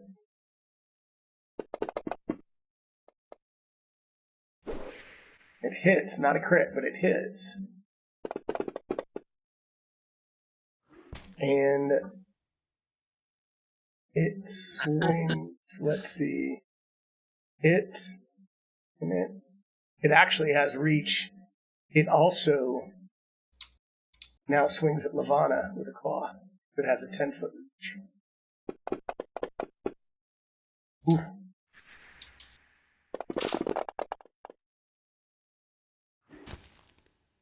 As this claw slices into poor little Levana. All right, Elseer, you are up. The skeleton's not doing your friends any favors.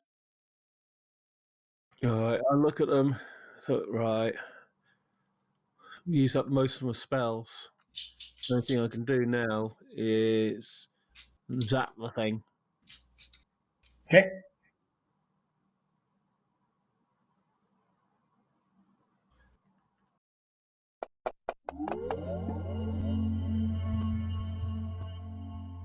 So it succeeded, but whatever you did, it'll take half. Or or maybe a half, I guess. Was it another lightning bolt? Yeah, lightning bolt.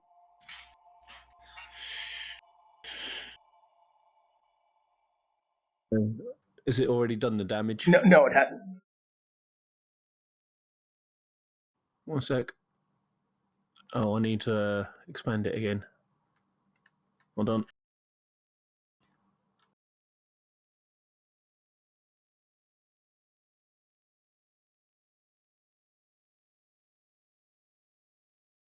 Okay. This lightning bolt clatters around in its bones, and definitely it's doing some damage, but anything else you can do? Not really. Okay. To move to there, and that's it. All right. Kako. And Kako, add a +2 to your modifier on the bottom left before you attack. Under the gaff? Well, no, just in the bottom left, like by your dice, just add a 2, the number 2 in that modifier box. It says modifier. Gotcha. Just right before you attack. Okay. You guys are starting to realize that it's even weaker to flanking than most other monsters are, so you get an additional +2, basically, when it's flanked.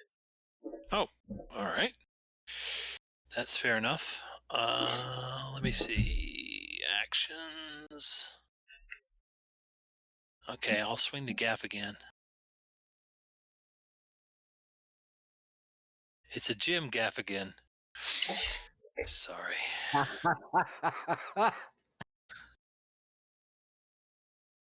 I loved it.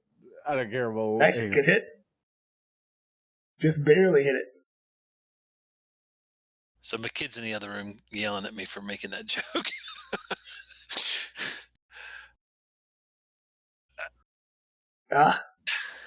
It did full damage. Slowly chipping away at it. Okay, so then I also have 2 extra attacks, is that correct? Yeah, you can do 3 attacks. Just do the second, but make sure you add another 2 in the modifier again. So I wonder... Okay. I'm going to do the electric shock then. Again. It's in critical shape, man. It's still looking like it's got a little bit left, and it's still relatively strong, but it's going. All right. Yeah, I'm getting a little excited. I'm hopping back. You're seeing bones kind of like popping loose from its sternum there. All right. Anything else you can do, or was that your last? That was electric arc. It's 2 actions, so I'm done. Okay, Lavana. See this thing starting to get worse for the wear? Okay. Oh, that really hurt. Okay. Oh, this is just so... This is not the kind of adventure I was looking for. And she's going to cast Searing Light on this thing. That's a good spell. Okay. I still have it targeted. And it does 5d6 fire, and if it's undead, it does an extra 5d6 good damage. I don't like it. Okay. I love it. That's the damage. That's How awesome. do I actually attack with this? Oh, so you should be able to roll that little like dice that looks like a. Oh, okay, yep. Yep. I see it. Oh, that's not gonna hit. No. Nope. That's really unfortunate. Now you still have, if you want, your hero point that you could re-roll, but it's up to you. Bet your patootie I am. Oh, for the love of Pete. Okay, so there's that, and I don't think I have any.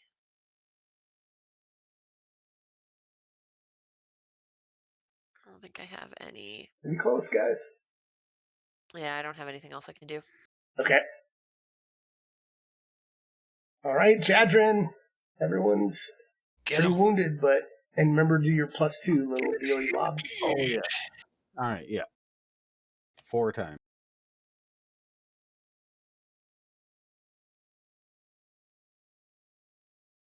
Ooh, good hit. Jesus.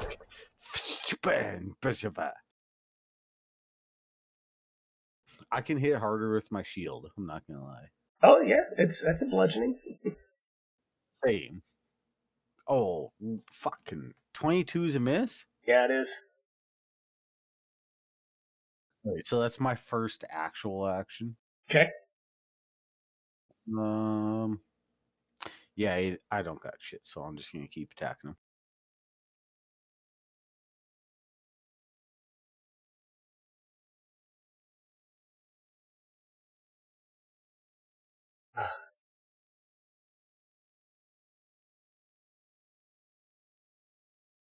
God damn motherfucker.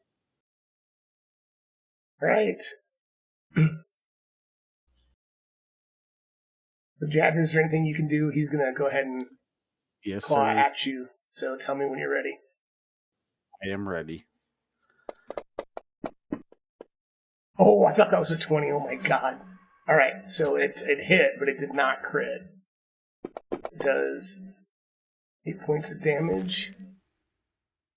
Then it swings at Kako. Kako, anything you need to apply? Yeah, I need to do my nimble dodge again. Okay.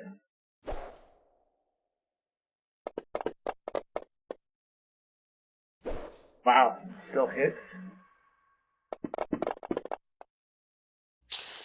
Ouch! And Made the then exact same Lavana noise. swings at you. I have, as a reaction, I have. Yes, Holy crap! Did it just roll a 39 to hit me? it did, but can you do Well, anything? I mean, I have a shield that gives me a +1 to AC, but that ain't gonna. There's nothing Okay. I can do for that. Yeah, I'm dead. The healer's going down, guys. No. She's not dead, she's dying. I'm dying. So hold on. I don't want to play with Gwydin anymore. Oh no! That makes me so sad. Dang it. She's never played with Does. Schmo. Yeah, that's true. Okay. You don't know what you did to us 2 weeks ago. That's true. Very true. All right, Elsier, you see one of your companions, Lavana, go down as a skeleton is kind of shaking a little bit. It's looking pretty hurt, but so are your party members. And you do have, I think you have, well, never mind. I'll let you decide what you want to do.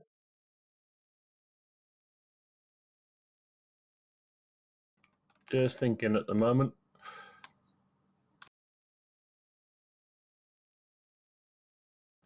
So I have healing potions, don't I? I don't think, I was looking at your character sheet. I don't think you do. You can look at your inventory.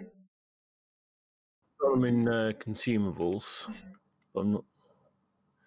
No, those are just if the stream had given you guys something. There. Okay. I need to get a hold of Dylan so he can cheat for us. Walk over to here. And I just whispered you something too, Elsier.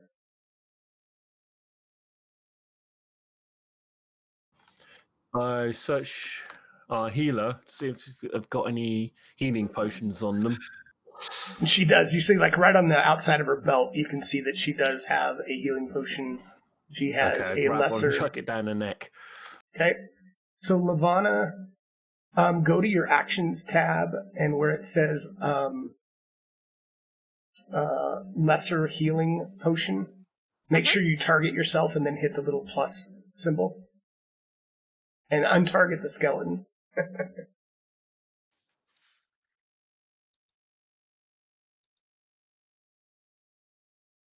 Yep.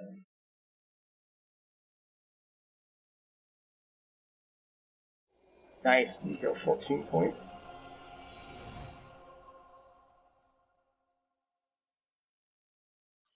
They're Thank no you. longer dying. Did you just whisper to him, thank you?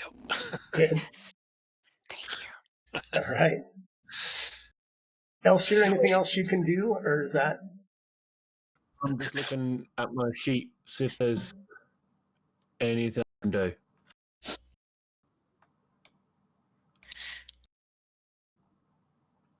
Only one action thing I've got left is shield. So no, I'll just pass turn. Okay. Kako. Okay. He's flat-footed to me. Yes, he is. Is it an action for me to switch back to my rapier? Yeah, it would be. But you can just to pull out the rapier. Yep. Yeah, I'll switch back, and then I am going to. Let's see.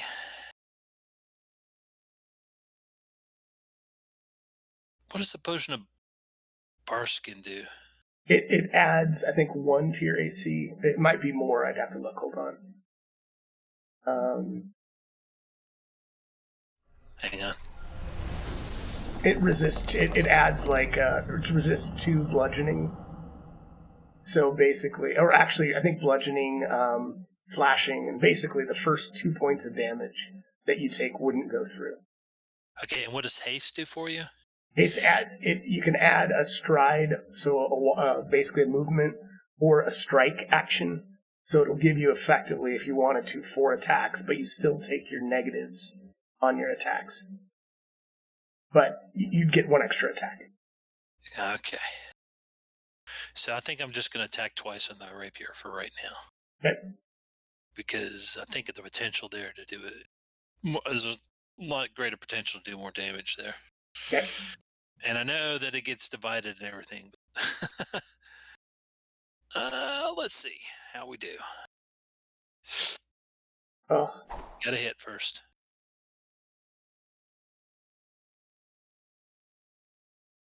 All right, and I got 1 more attack. Oh! All right. Crud. Oh, you know what? I didn't add my +2. The first, let's see. 24, does a 24 hit? I think the first one, I believe that does hit. So that first one would have hit. Okay. So then let's do that. A 7 plus 1 is 8. Do you add in, you don't add anything to damage from, so 11 points of damage. Okay. And what that translates to. Hold on.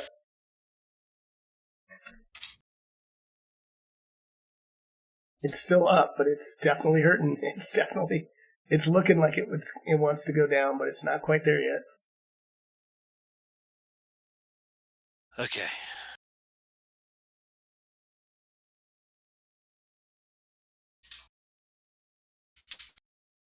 All right. That's me done. All right. Ivana, you are up. You're prone, but you can stand up, or you can do whatever you want from prone position, whatever you want to do. Just fuck him up. Okay.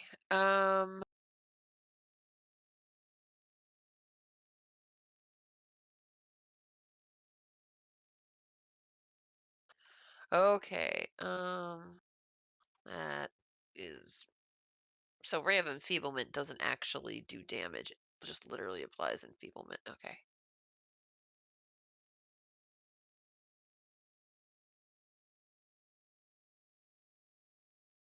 Yeah, I don't have anything else I can do spell-wise, so I'm just gonna get up and try to stab him with my trident that I've got.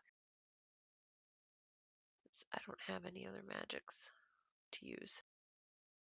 So just So is it an action? Yeah, just Go ahead. FYI, I mean, you don't have to use this, but Sound Burst does do damage. Yeah, but Looks like. Sound Burst does damage in a 30-foot radius to all creatures. Got it. So Okay. I Missed that. didn't want to explode my friend Good call. this time. Yeah. 2d10 sonic damage. Each creature must attempt a fortitude save. Yeah. I guess I'll just kind of stand up and run over here. Do I get flanking over here? Yes. I will give you Okay. flanking, yes.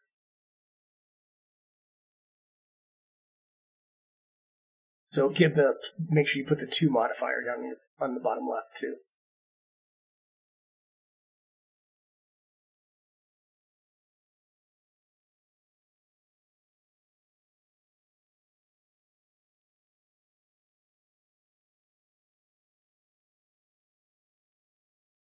Oh my god. Wow. I'll give it another attack. Okay. Maybe the opposite this time. A crit.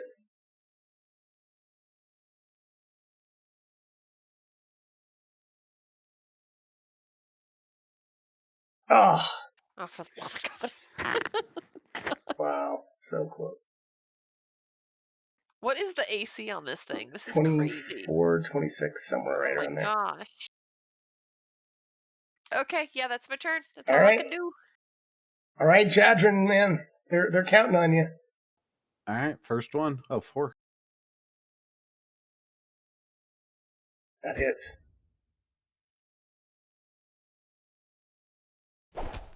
Oh, man. This thing is like teetering. It's like rocking and rolling. No. Oh. Oh. One last one. And then if it doesn't hit, hero point. Hero point gone. Okay.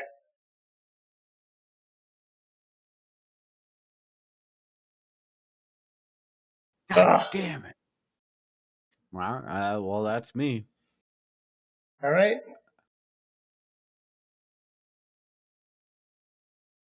But this thing is going to try to do the same thing. It's going to swing. If that me, let me know. Oh, sorry. It's you, so I can redo that. It was a 29. All right, go ahead. I Okay. think the try still hits, no Okay. matter what.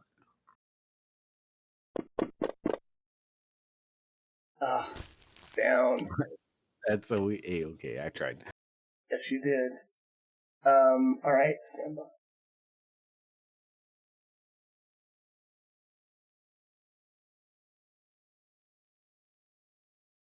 Gonna be close, guys.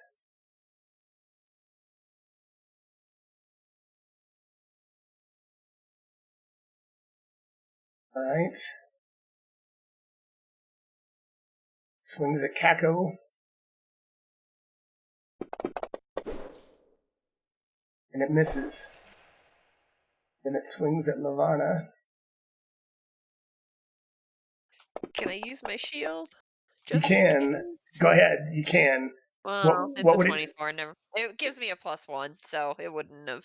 Because my it AC is a 19, so. shoot. Okay. All right. And Lavana goes down. This is going to be close. Very close. All right. Second. At least the turns are going to go faster. Nice. All right. Elsier, you see 2 of your members down. The skeleton looks like it's on the precipice. What do you Get do? him. I moved to there. He's running. No, I'm just kidding. We need Elf Future Captain to do like 100 damage. The only thing I can damage him with is Ray of Frost. Okay. Go Oh, get him. Hero Ray. point. Okay, go ahead. I'm dead, but I may or may not have health potion. And that's my turn. That's all I can do. It's a 2 action or 1 action, or it's 2 action? 2 action. Okay, gotcha. Yakko. All right. Here goes Just nothing. move, by the way. My token didn't move. Oh, sorry. Hold on. Where were you moving? Okay. So the first thing I'm going to do is electrify him.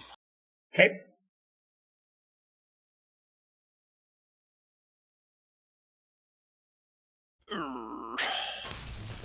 And as this electricity goes through his body, you see it go into his chest, up into his skull, and his entire skull just explodes as the bones clatter to the ground as the giant skeleton falls dead.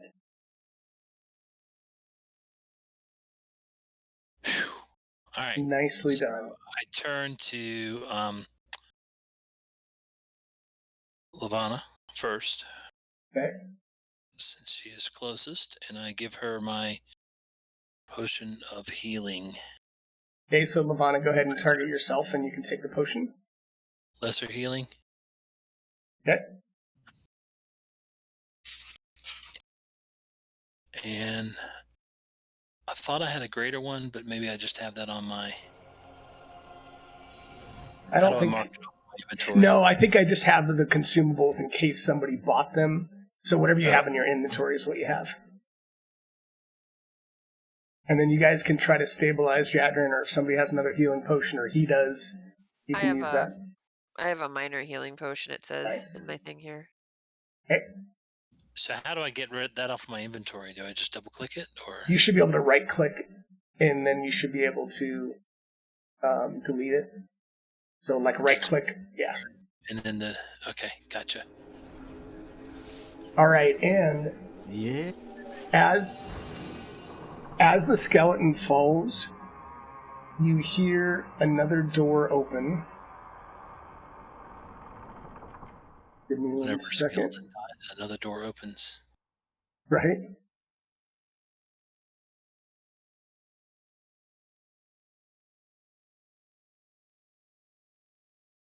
But we So don't. you see down southeast, you see the door open. And as you do that, Oh, I see. you It's see- hidden by the pillar. yeah, it's down here. You see Kaulo kind of, he's flying down and is kind of motioning you to follow him down this passageway to the southeast.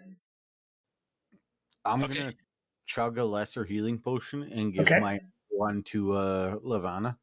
No, give it to Jaeger.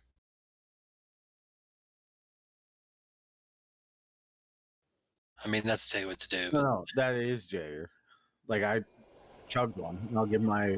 Oh, okay, I see. You're up and Oh. walking. Okay. Okay. It fully didn't kill me, but I thought it did. So, all right. So you guys follow Kaulo down this passageway, and I'm going to keep you on this map because that doesn't show where you're going. But basically, you follow him for almost an hour, and you arrive in a dimly lit chamber. You can see a little bit of light that's peeking out from behind a curtain that hangs on the opposite wall. And in the center of this chamber is a massive wooden chest with its lid open. And Kaulo kind of lands on top of the chest, and with a voice that's Captain Renlock, he says, "My friends, you truly were the finest crew I ever had the pleasure of sailing with, and I'm sorry to say that the promised treasure was a ruse. I hope you will forgive me, but I turned it over to the Andoran captain in exchange for his promise to be lenient on all of you. That treasure bought your freedom, and I can't think of a finer purchase." The bird grows silent for a moment before leaping off the chest to perch atop the molding drapery on the far side of the chamber. The voice continues, "But fear not, my friends, because an old pirate like me always has one more secret, and this one is for you." With that, the parrot tugs the curtain, which falls away to reveal a short passage that leads to a secret cove hidden on the far side of the island. There, sitting above the waves on the drive dock, is a glorious sailing sloop in near perfect condition. The parrot continues, "I had a few enchantments cast to make sure it was ready for you when the time was right. This ship is yours. Take it and see the world that I never did." And with that, you all have concluded the Sundered Waves, and you have your own very own pirate ship that you can take on whatever journeys await you. Nice. Awesome. Very nicely done, guys. I wasn't sure you were going to make it out, but that Oh my was gosh, that epic. was so You weren't ridiculous. the only one who thought it was Kind of a while. about to get there. very But- nicely done. I just imagined freaking Elsyr like basically just doing old school kiting around with like a last few pew-pewing cantrips, like trying to like dodge Right? this thing between columns while the Just rest of us rocks are at him, lying on go, the "Go floor, away, go away." bleeding out everywhere. That's exactly what I was going to do if you all went down. I was just going to go through the door and let him come after me and just kite him.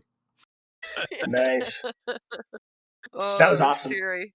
That was an That was great. emotional roller coaster. That was. That was awesome. Just, Good. it's a shame that Showing me the ropes and being patient. That was good. Oh yeah, it's a absolutely. real shame those hydraulic pushes didn't work. I at know. all, because they're bludgeoning damage. Oh man, his AC has just got crazy. So that was close, but it was. That would have made a big difference if they hit.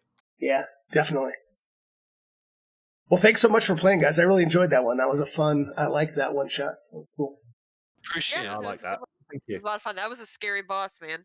It was, man. It really was. It was worth it. Yeah, very much. Thanks All for right, having well, me, guys. Absolutely. Have a good night, everyone. I'm going to say good night to the stream, but thanks again for playing. Appreciate Good it. night, It's a good game. All right. Yeah. Thanks. Hey, guys. Thanks for stopping by. That was fun. I really had a blast. I wonder if anybody is out there that I should be raiding, since I always forget to raid. Appreciate you guys coming by, though. Alrighty then. You want to stay in? I'm off to bed. It's just gone half full. All right. Yeah, no problem at all. For you, if you're in the UK. Yeah. Nice. All right, good night. Because Good night, guys. Good night, guys. Yep, 11:30 here too, so I'm out. The Adventure Archive? How about the Adventure Archive? Let's raid the Adventure Archive. The Adventure... Let's try to raid somebody. I've never done it. Why not? Raid the Adventure Archive. I'm very curious about where you live here. I ask some questions. See if that worked. I don't know if that is, but... So good night, everybody. If I appreciate you watching. We're going to try to raid a channel if this works. I've never tried that before, so I think I did it right, but we'll see. But I really enjoyed that one. I'd love to run that again sometime. Night, Marison, I'll make sure to give you your winning. I'll make sure to get you your adventure. I just got to make sure how to in the shadow phase, redeem it on Fantasy Grounds. There's not really a whole lot of horses. All right, everybody. Good night. Oh, maybe I didn't do that quite right. But if Victor recalls, they had. Have a good evening, horses, good morning, wherever it is, everyone. I'm going to stop the stream and have a good one. Good night, Draco's Wizard. Thanks for coming by, guys. Really appreciate it. See everyone soon.